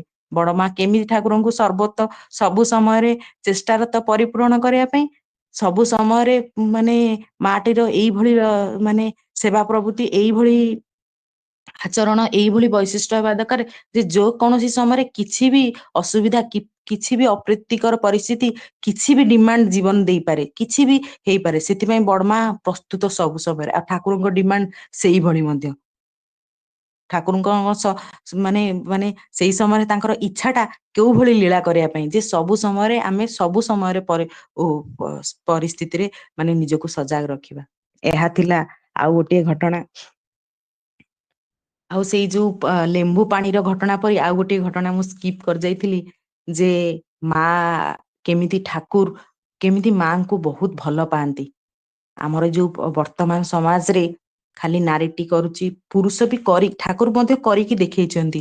ଏଇଟା ଆମେ ଦେଖିବା ପରସ୍ପରର ପରିପୂରକ କଥା ଯେମିତି ଆଚାର୍ଯ୍ୟ ଦେବ ଏବେ ନିବେଦନ ମାଧ୍ୟମରେ କହିଥିଲେ, ଏଇଠି ଠାକୁର କରିକି ଦେଖଉଛନ୍ତି। ଆପଣ ମାନେ ସେଇ ସେବା ଅପରାଧ ଭିତରେ ବି ଠାକୁର ବଡ ମାଙ୍କୁ କେତେ ଭଲ ପାଆନ୍ତି। ମାଙ୍କ ମନରେ କଷ୍ଟ ହବ ବୋଲି ଲେମ୍ବୁ ପାଣିରୁ ଯେମିତି ଲୁଚେଇକି କାଢି ଦେଇଥିଲେ, ଏଇଟା ମଧ୍ୟ ସେଇ ଘଟଣାଟେ। ମାଙ୍କୁ କେତେ ଭଲ ପାଆନ୍ତି, କଷ୍ଟ ହବ ବୋଲି କରୁଛନ୍ତି। ଆପଣ ସେଇ ଲୀଳା ଟିକେ ଶୁଣିଲେ ସମସ୍ତେ ବୁଝିପାରିବେ। ମାନେ ଠାକୁରଙ୍କ ପାଇଁ ଖାଦ୍ୟ ମାନେ ଯୋଉ ଆମର ଦ୍ୱିପହରର ଖାଦ୍ୟ ପରସା ଯାଇଛି, ଅନ୍ନ ବ୍ୟଞ୍ଜନ ସବୁ ପରସା ଯାଇଛି। ଠାକୁର ଖାଇବା ପାଇଁ ଆରମ୍ଭ କରିଛନ୍ତି, ମା ପରଷି ଦେଇଛନ୍ତି, ମା ମଧ୍ୟ ସେଇଠି ଉପସ୍ଥିତ ଅଛନ୍ତି। ସବୁ ସମୟରେ ମା ଠାକୁରଙ୍କ ଖାଦ୍ୟପେୟକୁ ବହୁତ ମାନେ ତନ୍ନ ତନ୍ନ କରି ଦେଖୁଥିଲେ, ବହୁତ ସଜାଗ, ସେଥିପ୍ରତି ବହୁତ ସଜାଗ ଥିଲେ। ଠାକୁର କୁହନ୍ତି ମୋର ପେଟର ଅଭିଭାବକ ହଉଛନ୍ତି ବଡମା। ଠାକୁର ପର୍ଟିକୁଲାରଲି ଏଇ ୱାର୍ଡ ଟାକୁ ୟୁଜ କରିଛନ୍ତି, ମୋ ପେଟର ଅଭିଭାବକ ହଉଛନ୍ତି ବଡମା। ତାମାନେ ଠାକୁରଙ୍କ ପେଟ କଣ ଚାହେଁ, ମାନେ କଣ ଖାଇବ, ସେଇଟା ବଡମା ଥିଲେ ତାଙ୍କର ଇଏ ମାନେ ସବୁ ସମୟରେ। ତେଣୁ ସେମିତି ଠାକୁରଙ୍କ ପାଇଁ ସେଦିନ ମାନେ ପ୍ରସାଦ ଭୋଗ ବଢା ହେଇଯାଇଛି, ଠାକୁର ଖାଇବା ପାଇଁ ଆରମ୍ଭ କରିଛନ୍ତି। ଅର୍ଣ୍ଣ ଖାଇବା ଭିତରେ ଦେଇ ଗୋଟିଏ ଗୋଡି ବାହାରିଲା। ଗୋଡି ବାହାରିବା ଭିତରେ ଦେଇ ଠାକୁର କିନ୍ତୁ ଚାହାନ୍ତିନି ଯେ ମାଙ୍କୁ କଷ୍ଟ ହଉ। ତେଣୁ ସେଇ ଫାଙ୍କ ବାଜିରେ କେମିତି କରି ମାଙ୍କ ପ୍ରଚ୍ଛଦ ପଟରେ ସେଟାକୁ ଲୁଚେଇବା ପାଇଁ ଚେଷ୍ଟା କରି ଠାକୁର ଆସ୍ତେ କିନି ସେ ଯୋଉ ଚୋପା ମାନେ ଅଲଗା ବ୍ୟଞ୍ଜନର ଚୋପା ଭିତରେ ଦେଇ କାଢି ଟିକେ ଲୁଚେଇବାକୁ ଚେଷ୍ଟା କରିଛନ୍ତି, ଲୁଚେଇ ମଧ୍ୟ ଦେଇଛନ୍ତି। ଖାଦ୍ୟ ମାନେ ଭୋଗ ଗ୍ରହଣ କରି ଫେରି ଯାଇଛନ୍ତି। ମା ସେଠି ବସିଥାନ୍ତି। ମା ସମସ୍ତ ମାନେ ଠାକୁରଙ୍କର ପ୍ରସାଦ ମାନେ ଭୋଗ ଗ୍ରହଣ ସମୟ ଟା ମା ପୁରା ଏକଦମ ସେଠି ବସି ମାନେ ସେଟାକୁ ପୁରା ଅନୁଭବ କରନ୍ତି, ଆଉ ଠାକୁରଙ୍କୁ କେମିତି ଭଲ ଭାବରେ ପରସାଯିବ ସେଇଟା ପ୍ରତି ଦାୟିତ୍ୱ ତାଙ୍କର ଖୁବ ଥାଏ। ତେଣୁ ଠାକୁର ଗଲା ପରେ ମା ଯେତେବେଳେ ସେ ଯୋଉ ମାନେ ଯୋଉ ଠାକୁର ପକେଇ ଦେଇଥିଲେ ସେ ଯୋଉ ସାଇଡ ର ଇଏ ଗୁଡାକୁ କାଢନ୍ତି, ସେଇ ଗୋଡିଟାକୁ ପାଇଛନ୍ତି। କିନ୍ତୁ କିଛି ପରିପ୍ରକାଶ କରିନାହାନ୍ତି, ପଳେଇଛନ୍ତି। ଠାକୁର ସେତେବେଳେ ଚାହିଁଥିଲେ ଯେ କାହିଁକି ମାଙ୍କ ମନରେ କଷ୍ଟ ହେବ, ନା ସେଇ ଯୋଉ ଗୋଡିଟା ବାହାରିବ, ମା ଯଦି ଦେଖିବେ ତାଙ୍କ ମନରେ ତ କଷ୍ଟ ହବ, ଠାକୁରଙ୍କ ପାଟିରେ ଏଇଟା ଆସିଲା, ଠାକୁରଙ୍କ ଖାଦ୍ୟରୁ ବାହାରିଲା, ତା ସହିତ ସେ ଦାୟିତ୍ୱଟା ବି ଯାହାକୁ ଦେଇଥିଲେ ଯେ ସେ ଗୋଡି ବାଛିବୁ ଚାଉଳରୁ, ସେ ଦାୟିତ୍ୱ ମଧ୍ୟ ମା ନିଜ ହାତକୁ ନେଇଯିବେ। ଏତେ ସାରା ଦାୟିତ୍ୱ ଭିତରେ ସେ ଦାୟିତ୍ୱଟା ମଧ୍ୟ ମା ତାଙ୍କ ନିଜ ହାତକୁ ନେଇଯିବେ, ଆଉ ତାକୁ ଦେବେନି। ଠାକୁରଙ୍କୁ ଟିକେ କଷ୍ଟ ବି ସେ ସହ୍ୟ କରିପାରୁନଥିଲେ। ତେଣୁ ସେ କଣ କରିଛନ୍ତି ନା ଠାକୁରଙ୍କୁ କଣ କରିଛନ୍ତି ନା ଏଇ କଥାଟାକୁ ସେଥିପାଇଁ ସେ ଫାଙ୍କି ଦେଇ ଲୁଚେଇ ଦେବା ପାଇଁ ଚାହିଁଛନ୍ତି, ମାଙ୍କୁ କେମିତି କଷ୍ଟ ନ ହୁଏ। ସାଧାରଣତଃ ପୁରୁଷଟି ଏତେ ଡିପଲି ଚିନ୍ତା କରିପାରେନି ଯେ ନାରୀକୁ ଏଇ ଛୋଟ ଛୋଟ କଷ୍ଟରୁ ମାନେ ମଧ୍ୟ ପରସ୍ପରର ପରିପୂରକ ହେଇ କେମିତି ଚଳିବାର କଥା। ଠାକୁର ଏଇ ଲୀଳା କାହାଣୀ ମଧ୍ୟରେ ଯାହା ମୁଁ ବୁଝେ ଦେଖି ଦେଇ ଯାଇଛନ୍ତି। ତେଣୁ ମାଙ୍କୁ କଷ୍ଟ ନ ହଉ, କେମିତି କାର୍ଯ୍ୟଟା ସୁରୁଖୁରୁରେ ହେଇଯାଉ। ଆମ ମାନଙ୍କ ଘରେ ହେଇଥିଲେ ହେ ଗୋଡି କାଇଁ ବାହାରିଲା, ହେଇ ଚୁଟି କାଇଁ ବାହାରିଲା, ଏମିତି ବିଭିନ୍ନ ହୁଏ, ଏବେ ବି ହଉଛି। ସମସ୍ତେ ଅନୁଭବ କରିପାରୁଥିବେ ଏଇଟା। ଏଇ ଲୀଳା କାହାଣୀ ମାଙ୍କର ଶୁଣିଲା ପରେ ସାଙ୍ଗେ ସାଙ୍ଗେ କୋଶ୍ଚିନ୍, ସାଙ୍ଗେ ସାଙ୍ଗେ ସେଇଠି ଗୋଟେ ଗଣ୍ଡଗୋଳ ବି ହେଇଯାଇଥାନ୍ତା। ପୁଣି ମାନେ କୋଉଠି ବହୁତ ବ୍ୟଗ୍ର ରୂପ ନେଇକି ମାରପିଟ ବି ହେଇଯାଇ ପାରିଥାନ୍ତା। ସେଇ ଖାଦ୍ୟକୁ ନେଇ ଆମ ମାନଙ୍କ ଘରେ ବହୁତ ଘଟଣା ଘଟେ। କିନ୍ତୁ ଠାକୁର କେମିତି ସହଜ ସରଳ ଭାବରେ ପୁରୁଷର ମାନେ କୋଉ ଭଳି ହବା ଦରକାର, ସେ ନାରୀଟିକୁ ବୁଝି ତାର ମନକୁ ବୁଝି ସେଇଟା ଠାକୁର ଏଇଠି ଲୀଳା କରିଦେଇ ଯାଇଛନ୍ତି। ତାପରେ କଣ ହେଇଛି ନା ମା ଯେତେବେଳେ ସେଇ ଗୋଡିଟିକୁ ତୋଳି ନେଇଛନ୍ତି ଆଉ ଦେଖିଛନ୍ତି, ତା ପରଦିନ ମା ସେଇ ଚାଉଳ ବାଛିବାର କାମରେ ଲାଗି ଯାଇଛନ୍ତି। ଆଉ ଠାକୁର ଦେଖିଲେ ସେ ମା କଣ ଚାଉଳ ବାଛୁଛନ୍ତି, ଯାଇକି ପ୍ରଶ୍ନ କଲେ ବଡ ବୋଉ ଇଏ କଣ କରୁଛନ୍ତି? ନା ଆପଣ ମତେ ଫାଙ୍କି ଦେଇ ପାରିବେନି, ମୋ ଠାରୁ ଲୁଚେଇ ଦେଇ ପାରିବେନି। ଆପଣ ଯୋଉ କାଲି ଖାଦ୍ୟ ଖାଇବା ଭିତରେ ଗୋଡିଟି ବାହାରିଥିଲା, ତେଣୁ ମୋତେ ଆପଣ ଫାଙ୍କି ଦେଇ ପାରିବେନି। ତେଣୁ ଠାକୁର କେଉଁ ଭଳି ଲୀଳା କରନ୍ତି, ମାଙ୍କ ପ୍ରତି ତାଙ୍କର କୋଉ ଭଲ ପାଇବା, ଆଉ ମାଙ୍କର ଠାକୁରଙ୍କ ପ୍ରତି କୋଉ ଭଲ ପାଇବା, ଏଇ ପରସ୍ପରର ଭଲ ପାଇବା ଭିତରେ ଦେଇ ସଂସାର ଟା କେମିତି ସହଜ ସରଳ ହେଇଯାଏ, ପରିସ୍ଥିତି ଆସିବ, ସେ ଗୋଡି ବାହାରିବ, ଜୀବନର ସମସ୍ୟା ଆସିବ, ଠାକୁର ଏଇଟା ଦେଖଉଛନ୍ତି ଯେ ତମର ଠାକୁର ତ ସେଠି ତ ଅନେକ ଗୁରୁ ଭାଇ ଗୁରୁମା ସମସ୍ତେ ଥିଲେ, ମାନେ କେତେ ଲୋକ ଥିଲେ, ସେଇ ସହଜ ସରଳ ଠାକୁରଙ୍କ ଭୋଗରୁ ଗୋଡି କାହିଁ ବାହାରିଥାନ୍ତା? ଠାକୁରଙ୍କ ଲୀଳା ଇଏ ଯେ ଜୀବନରେ ସମସ୍ୟା ଠାକୁର କହିଲେ ମୋ ଜୀବନରେ ବି ଆସିଛି, ଆଉ ଆମେ କେମିତି ସହଜ ସରଳ ଭାବରେ ହ୍ୟାଣ୍ଡେଲ କରୁଛୁ, ମୁଁ ଭାବେ ଏଇଟା ଠାକୁର ଲୀଳା କରି ଦେଖିଦେଇ ଯାଇଛନ୍ତି। ଆମ ଜୀବନରେ ସେଇ ଗୋଡି ଭଳି ଅନେକ ଅନେକ ସମସ୍ୟା ବଡ ଛୋଟ ହେଇ ଆସିବ, କିନ୍ତୁ ଆମେ ପରସ୍ପରର ପରିପୂରକ ହୋଇ କେମିତି ସହଜ ସରଳ ଭାବରେ ତାକୁ ହ୍ୟାଣ୍ଡେଲ କରିକି ପରସ୍ପର ପ୍ରତି ରାଗ ନ ରଖି ଭଲ ପାଇବା ରଖି ଚାଲିବା, ସେଇଟା ଠାକୁର ଶିଖେଇ ଦେଇ ଯାଇଛନ୍ତି। ତେଣୁ ଏଇ ମାଙ୍କର ଠାକୁରଙ୍କ ପ୍ରତି ଭଲ ପାଇବା, ଠାକୁରଙ୍କର ମାଙ୍କର ପ୍ରତି ଭଲ ପାଇବା, ଏଇ ଆମେ ଲୀଳା କାହାଣୀରୁ ବୁଝିପାରୁ। ଠାକୁର ବହୁତ ସମୟରେ କହୁଥିଲେ ଏ ଯେ ବଡ ବୋଉ ଭଳି ନୀରବ କର୍ମୀ ପାଇବା ବହୁତ କଠିନ। ନୀରବ କର୍ମୀର ଅର୍ଥ ଠାକୁର କହୁଛନ୍ତି ସେ ବହୁତ କର୍ମ କରନ୍ତି, ସକାଳୁ ବହୁତ ଭୋରୁ ଉଠି ରାତ୍ରର ପର୍ଯ୍ୟନ୍ତ କର୍ମ କରୁଥାନ୍ତି, କିନ୍ତୁ କେବେ ସେଇ ବ୍ୟଗ୍ର ହେଇକି ପୁରା ଏକଦମ ହେ ମୁଁ ଏଇଟା କଲି ମୁଁ ସେଇଟା କଲି। ଆମ ଘରେ ହେଇଥିଲେ ଆମେ ମାନେ ସାଧାରଣତଃ ନାରୀ ମାନେ ହଉ ପୁରୁଷ ହଉ ଯିଏ ହଉ, ଯଦି କିଛି ଅଧିକ ଟିକେ କରିଦଉ, ହେ ମୁଁ ଏଇଟା କଲି ମୁଁ ସେଇଟା କଲି ମୋର ଏତେ କାମ ହେଇଗଲାଣି, ପୁରା ସେଇଟା ସମସ୍ତଙ୍କୁ ଆମେ ମାନେ ଜତେଇବାକୁ ଚାହୁଁ, କହୁ ଆମେ ଏଇଟା କରୁଛୁ ସେଇଟା କରୁଛୁ। ଆଉ ବେଳେ ବେଳେ ବ୍ୟସ୍ତ ହଉ, ଡୋମିନାଟ ଚାପ ପକେଇକି ଯଦି ଅଧିକ କାମ କରିଥିବୁ, ତାହେଲେ ଆମେ ଅନ୍ୟମାନଙ୍କୁ ଚାପି ରଖିବାକୁ ଚାହୁଁ, ଯେ ମୁଁ କରିଛି ମାନେ ମୁଁ ବଡ, ମୋର ପ୍ରତିଷ୍ଠା ହଉ, ଏଇଭଳି। କିନ୍ତୁ ବଡ ମା କିନ୍ତୁ କେମିତି ଛୁପା ରୁସ୍ତମ ଭଳିଆ ପଛ ପଛେ ରହି ସବୁ କାମ କରିଦଉଥିଲେ, କିନ୍ତୁ କେହି ଜାଣି ବି ପାରୁନଥିଲେ। ସେଥିପାଇଁ ଠାକୁର ବଡ ମାଙ୍କୁ ସବୁବେଳେ କହନ୍ତି ବଡ ବୋଉ ଭଳି ନୀରବ କର୍ମୀ ମିଳିବା କଠିନ। ତେଣୁ ସବୁ କରିବେ, କିନ୍ତୁ ତାଙ୍କର ନିଜର ଆତ୍ମ ପ୍ରତିଷ୍ଠା ନଥିଲା, ନିଜର ପ୍ରତିଷ୍ଠା କରିବା କୌଣସି ଭାବରେ ନଥିଲା। ତେଣୁ ଏଇଟା ଥିଲା ଠାକୁରଙ୍କର ବଡମାଙ୍କ ପ୍ରତି ମାନେ କହିବା, ବଡମାଙ୍କୁ ନେଇକି ତାଙ୍କର ଥିବା ମନର ଯୋଉ ମାନେ ବଡମାଙ୍କୁ ପରିପ୍ରକାଶ କରିବାର ଏକ ଦୃଷ୍ଟାନ୍ତ। ଆଉ ଅନେକ ଘଟଣା ଅଛି, କୋଉ ଘଟଣା ଯେ ତୋଳି ଧରିବି ମୁଁ ଆଉ ଭାଷା ପାଏନି। ସେ ମାନେ ମାଙ୍କର ଯୋଉ ସଂରକ୍ଷଣର ଗୁଣ, କେମିତି ଡାଲିକୁ ରଖେଇ ବଞ୍ଚେଇ ବଞ୍ଚେଇ, ସର୍ଟଲି କହିଦଉଛି ସମୟ ସରି ଆସିଲାଣି, କେମିତି ଡାଲି, ତାକୁ ରଖିଦବା, ଆମେ ଆଗକୁ ପୁଣି ଯୋଡିବା। ଆଜ୍ଞା ଚଳିବ? ଆଜ୍ଞା ଆଜ୍ଞା ଆଜ୍ଞା, ଜୟ ଆଉ ଗୁରୁ ଜୟ ଆପଣ ପରିସମାପ୍ତି କରିଦିଅନ୍ତୁ ଆପଣଙ୍କ ଢଙ୍ଗରେ। ଗୁରୁ। ଆଉ କଣ ପରିସମାପ୍ତି କରିବି, ମାଙ୍କର ତ ଠାକୁରଙ୍କର ତ ଲୀଳା ମୁଁ ମାନେ କହୁଥିଲି, ନିଜେ ନିଜେ ମଧ୍ୟ ଅନୁଭବ କରୁଥିଲି ଯେ ଜୀବନରେ କଣ କଣ ମୁଁ କରିବାର ଅଛି, ଆଉ ଏଇ ଲୀଳା କାହାଣୀ ମାଧ୍ୟମରେ ଠାକୁର ଆମକୁ କଣ କହିବାକୁ ଚାହୁଁଛନ୍ତି, ମୋର ବୁଝିବା ଭିତରେ ଦେଇ ମୁଁ ଚେଷ୍ଟା ରଖିବି ଯେ ମୁଁ କେମିତି ଏଇ ସବୁ ଜିନିଷ ଗୁଡାକ କରିବି, ଆଉ କରିବା ଭିତରେ ଦେଇ ପାଇବି, ସେଇଥିରେ ଚେଷ୍ଟା ରଖିବି। ଆଉ ସମସ୍ତଙ୍କୁ ମଧ୍ୟ ଅନୁରୋଧ କରେ, ଏଇ ଠାକୁରଙ୍କୁ ଟିକେ ଟିକେ ଭଲ ପାଇବା, ଭଲ ପାଇବାର ଅର୍ଥ ସେ ଯାହା କହି ଯାଇଛନ୍ତି ତାକୁ କରିବା, ଆଉ କରିବା ଭିତରେ ଦେଇ ପାଇବା, ଆଉ ସେଇ ପାଇବାକୁ ପୁଣି ବାଣ୍ଟି ଏ ଚେନ୍ ସିଷ୍ଟମ ଭଳିଆ ଏ ଭଲ ପାଇବାଟା ବିସ୍ତାର କରି ଚାଲିବା, ଆଉ ଏହା ଭିତରେ ଆମେ ସୁଖ ଶାନ୍ତି ଆନନ୍ଦ ଅନୁଭବ କରିବା। ଏଇଟା ହିଁ ମୋର ସମସ୍ତଙ୍କ ପ୍ରତି ଅନୁରୋଧ, ଆଉ ପ୍ରତ୍ୟେକ ଚେଷ୍ଟାରତ ରହିବା। ସମସ୍ତଙ୍କୁ ଜୟ ଗୁରୁ।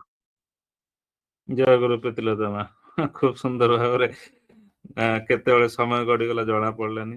ବହୁତ ଘଟଣା ଗୁଡିକ କହିନେଲେ। ଆ ଭିତରେ ମୁଁ 8ଟି ଘଟଣା 9ଟା ଘଟଣା ମୁଁ ଲିପିବଦ୍ଧ କରିଛି।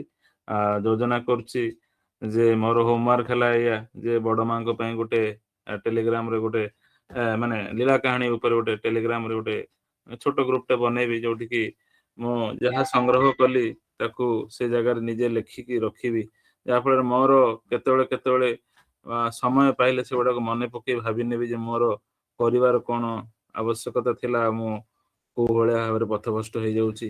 ତ ଆମର ଗୋଟେ ଦିଗଦର୍ଶନ, ମାନେ ଗୋଟେ ମାପକାଠି, କଣ ଦିଗ ନିର୍ଣ୍ଣୟ ଯନ୍ତ୍ର ଭଳିଆ କୁହନ୍ତୁ, ଯେ ସ୍ଵାମୀ ଆକାରରେ ସ୍ତ୍ରୀ କୁ କୋଉ ଟାଇପ ର ବ୍ୟବହାର ଦବା କଥା, ସେଟାର ଦିଗ ନିର୍ଣ୍ଣୟ ଟା ଠିକ ହେଇପାରେ। ଆଉ ସ୍ତ୍ରୀ ହିସାବରେ ସ୍ଵାମୀକୁ କିପରି ମାନେ ସେବା ଦିଆଯାଇପାରେ, ତାର ଗୋଟେ ଦିଗ ନିର୍ଣ୍ଣୟ ଠିକ ସେ ହେଇପାରେ। ଆମର ଗୋଟେ ଏକ୍ସାମ୍ପଲ ଟା ସେଟ ହବାର ଅଛି, ଗୋଟେ ଗପ ମାଧ୍ୟମ ଦେଇକି ଆମର ଏଇଆ ଶିଖିବାର ଅଛି କଣ, ସେ ଗପ ଭିତରେ ଦେଇକି ଆମର ଦୈନନ୍ଦିନ ଘଟଣାବଳୀ ଆମର ଯାହା, ସେଟା ଠାକୁରଙ୍କର ବି ଥିଲା।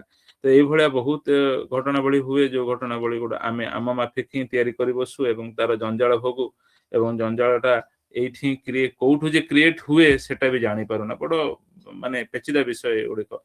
କାରଣ ଆମେ ଖୋଜି ବୁଲୁଥାଉ କିନ୍ତୁ ଆମର ଦୃଷ୍ଟି ଶକ୍ତି ସେ ଭିତରେ ଧରି ପାରେ ନା ଯେ ଭୁଲଟା ତ ଆମର ହିଁ ଥିଲା କି କୋଉ ଟାଇପର କୋଉ ମଣିଷକୁ କିପରି ଗ୍ରହଣ କରାଯାଏ ଯେ ତାକୁ ଜୀବନରେ ମାନେ ଉତ୍ତମ ଚରିତ୍ର ଦେଇ ହୁଏ।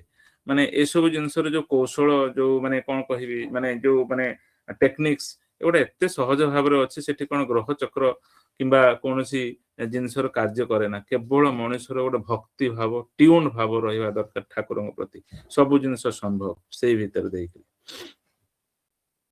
ତ ମତେ ଲାଗେ ଯେ ମୁଁ ଆଜି ସକାଳେ ଆଜି ସନ୍ଧ୍ୟାବେଳେ ଭାବୁଥିଲି ଯେ ଏଇ ଲୀଳା କାହାଣୀ ଗୁଡିକ ବୋଧ ହୁଏ ଆମେ ତ ଶୁଣିଛୁ ଜାଣିଛୁ ପୁଣି ଏଗୁଡିକୁ କାହିଁକି ବିଶେଷ ଭାବରେ ଅଧିକା ମାତ୍ରାରେ କରିବା କିନ୍ତୁ ମତେ ବୋଧ ହୁଏ ଏଇଗୁଡିକ ଶୁଣିଲା ଭିତରେ ଯେ ଆ ଭିତରେ ଆମ ଶିକ୍ଷଣୀୟ ଜିନିଷ ଗୁଡା ବହୁତ ଅଛି ଯୋଉ ଏକ୍ସାମ୍ପଲ ଗୁଡା କ୍ରିଏଟ ହେଇକି ଯାଉଛି ତା ଭିତରେ ଆମେ ନିଜକୁ ଥୋଇକି ଦେଖିଲା ବେଳକୁ ଆମେ ଯେ କେତେ ମାନେ ଅମାର୍ଜିତ ସେଇଠୁ ଆମେ ନିଜକୁ ନିଜେ ବୁଝି ହିଁ ପାରୁଛୁ ଯୋଉମାନେ ନାମ ଧ୍ୟାନ ପ୍ରଖର ଭାବରେ କରୁଛନ୍ତି ଧରି ପାରୁଥିବେ ଯେ ଆମର ଚଳଣି କେତେ ଅମାର୍ଜିତ ଆଉ କୋଉ ଟାଇପର ଆମେ ଚାଲିବା ଦରକାର କୋଉ ଟାଇପର ସ୍ତ୍ରୀକୁ ବ୍ୟବହାର ଦେଖେଇବା ଦରକାର ସ୍ତ୍ରୀ ମାନେ ବି ସ୍ୱାମୀ ମାନଙ୍କୁ ଦେଖେଇବା ଦରକାର ତାର ଗୋଟେ ମାନେ ସରଳ ମାନେ ଗୋଟେ ଏକ୍ସାମ୍ପଲ କ୍ରିଏଟ ହେଲେ ଆମେ ନିଜେ ଜାଣିବା ଯେ ହଁ ଆମେ କେତେ ସେ ଲକ୍ଷ୍ମଣ ରେଖା ଡେଇଁକି ଆମେ କାମ କରୁଛେ ଏବଂ କେତେ କାହାକୁ ବି କେତେ ପରିବାରକୁ କେତେ ହନ୍ତସନ୍ତ କରଉଛେ। ତ ଏଗୁଡିକ କଥା ଟିକେ ଭାବିବାର ବିଷୟ।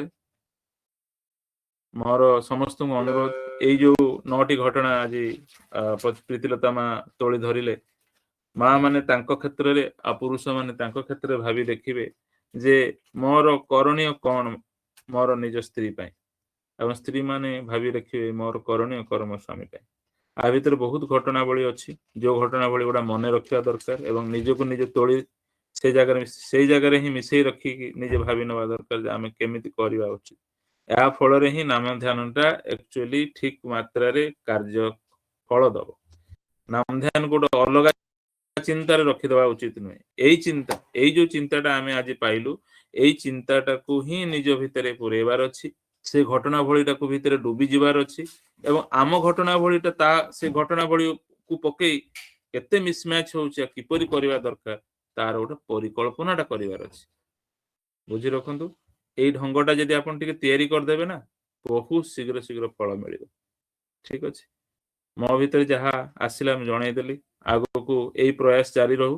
ସମସ୍ତଙ୍କୁ ବୋଧେ ଭଲ ଲାଗୁଛି କାରଣ କେହି ତ ମାନେ ସେସନ ଆରମ୍ଭରୁ ଯାହା ଯୋଗ ଦେଇଥିଲେ ଆପରେ କେହି ଯୋଗ ଦେଇନାହାନ୍ତି ଏଠୁ ଜଣା ପଡୁଛି ଯେ ଯୋଉମାନେ ଚାହୁଁଛନ୍ତି ସେମାନେ ଭଲ ପାଉଛନ୍ତି ଏଇ ଜିନିଷଟାକୁ। ଠିକ ଅଛି ଆକୁ କଣ୍ଟିନ୍ୟୁ କରିବା ଗ୍ରୁପରେ ଲେଖିବେ ଏ ପ୍ରକାର ପ୍ରୟାସ ଗୁଡା ଆପଣଙ୍କୁ କେତେ ଦୂର ମନକୁ ଆନନ୍ଦ ଦଉଛି। ଠିକ ଅଛି ରହିଲି ଆ ପର ସପ୍ତାହରେ ଯୋଉ ସେସନ ଗୁଡିକ ହବ ସେଗୁଡା କେବଳ ହେଲ୍ଥ ସେସନ ହବ ହେଲା ଏବଂ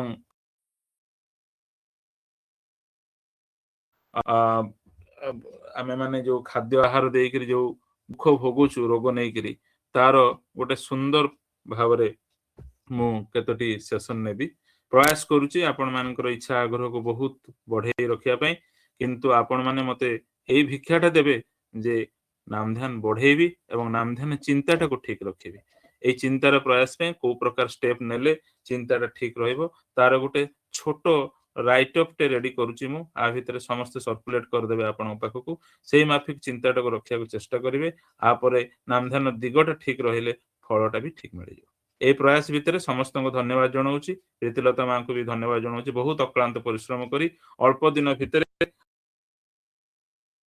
ତାକୁ ରେଡି କରିବା ଏବଂ ନିଜ ବ୍ୟସ୍ତତା ଭିତରେ ବି ଏଗୁଡିକ କରିବା ଭାରି କଠିନ କାମ କିନ୍ତୁ ସାଙ୍ଗେ ସାଙ୍ଗେ ଯୋଉ ହଁ ମାରିଦେଲେ ସେଇଥିପାଇଁ ତାଙ୍କୁ ମୁଁ ଧନ୍ୟବାଦ ଆଉଥରେ ବି ଦେବି କାରଣ ବହୁତ ମା ମାନଙ୍କୁ ଦେଖେ ସେମାନେ କାହିଁକି ଯେ ଠାକୁରଙ୍କ କଥା କହିବା ବେଳୁ ଡରି ଯାଆନ୍ତି ମୁଁ ବୁଝିପାରେ ନା ଇଏ ତ ନିଜର ପ୍ରେମର କଥା ଇଏ ତ ନିଜର ଭଲ ପାଇବାର କଥା ଆର ସୁଯୋଗ ସମସ୍ତଙ୍କୁ ମିଳୁ ମୁଁ ସେୟା ଚାହେଁ ଟିକେ ପରିବର୍ତ୍ତନ ହୁଅନ୍ତୁ ସମସ୍ତେ ଦୟାକରି ଏବଂ ସେଭଳିଆ ପ୍ରସ୍ତୁତ ରୁହନ୍ତୁ ଠାକୁରଙ୍କ କାମ ପାଇଁ ସବୁବେଳେ ଯେମିତି କୌଣସି ମଣିଷର କୌଣସି ଆବଶ୍ୟକତାଟାକୁ ଫେରେଇ ନ ଦିଅନ୍ତି। ଶେଷରେ ରହିଲି ସମସ୍ତଙ୍କ ଠାରୁ ଜୟ ଜୟ ଗୁରୁ ସମସ୍ତଙ୍କୁ ଜୟ।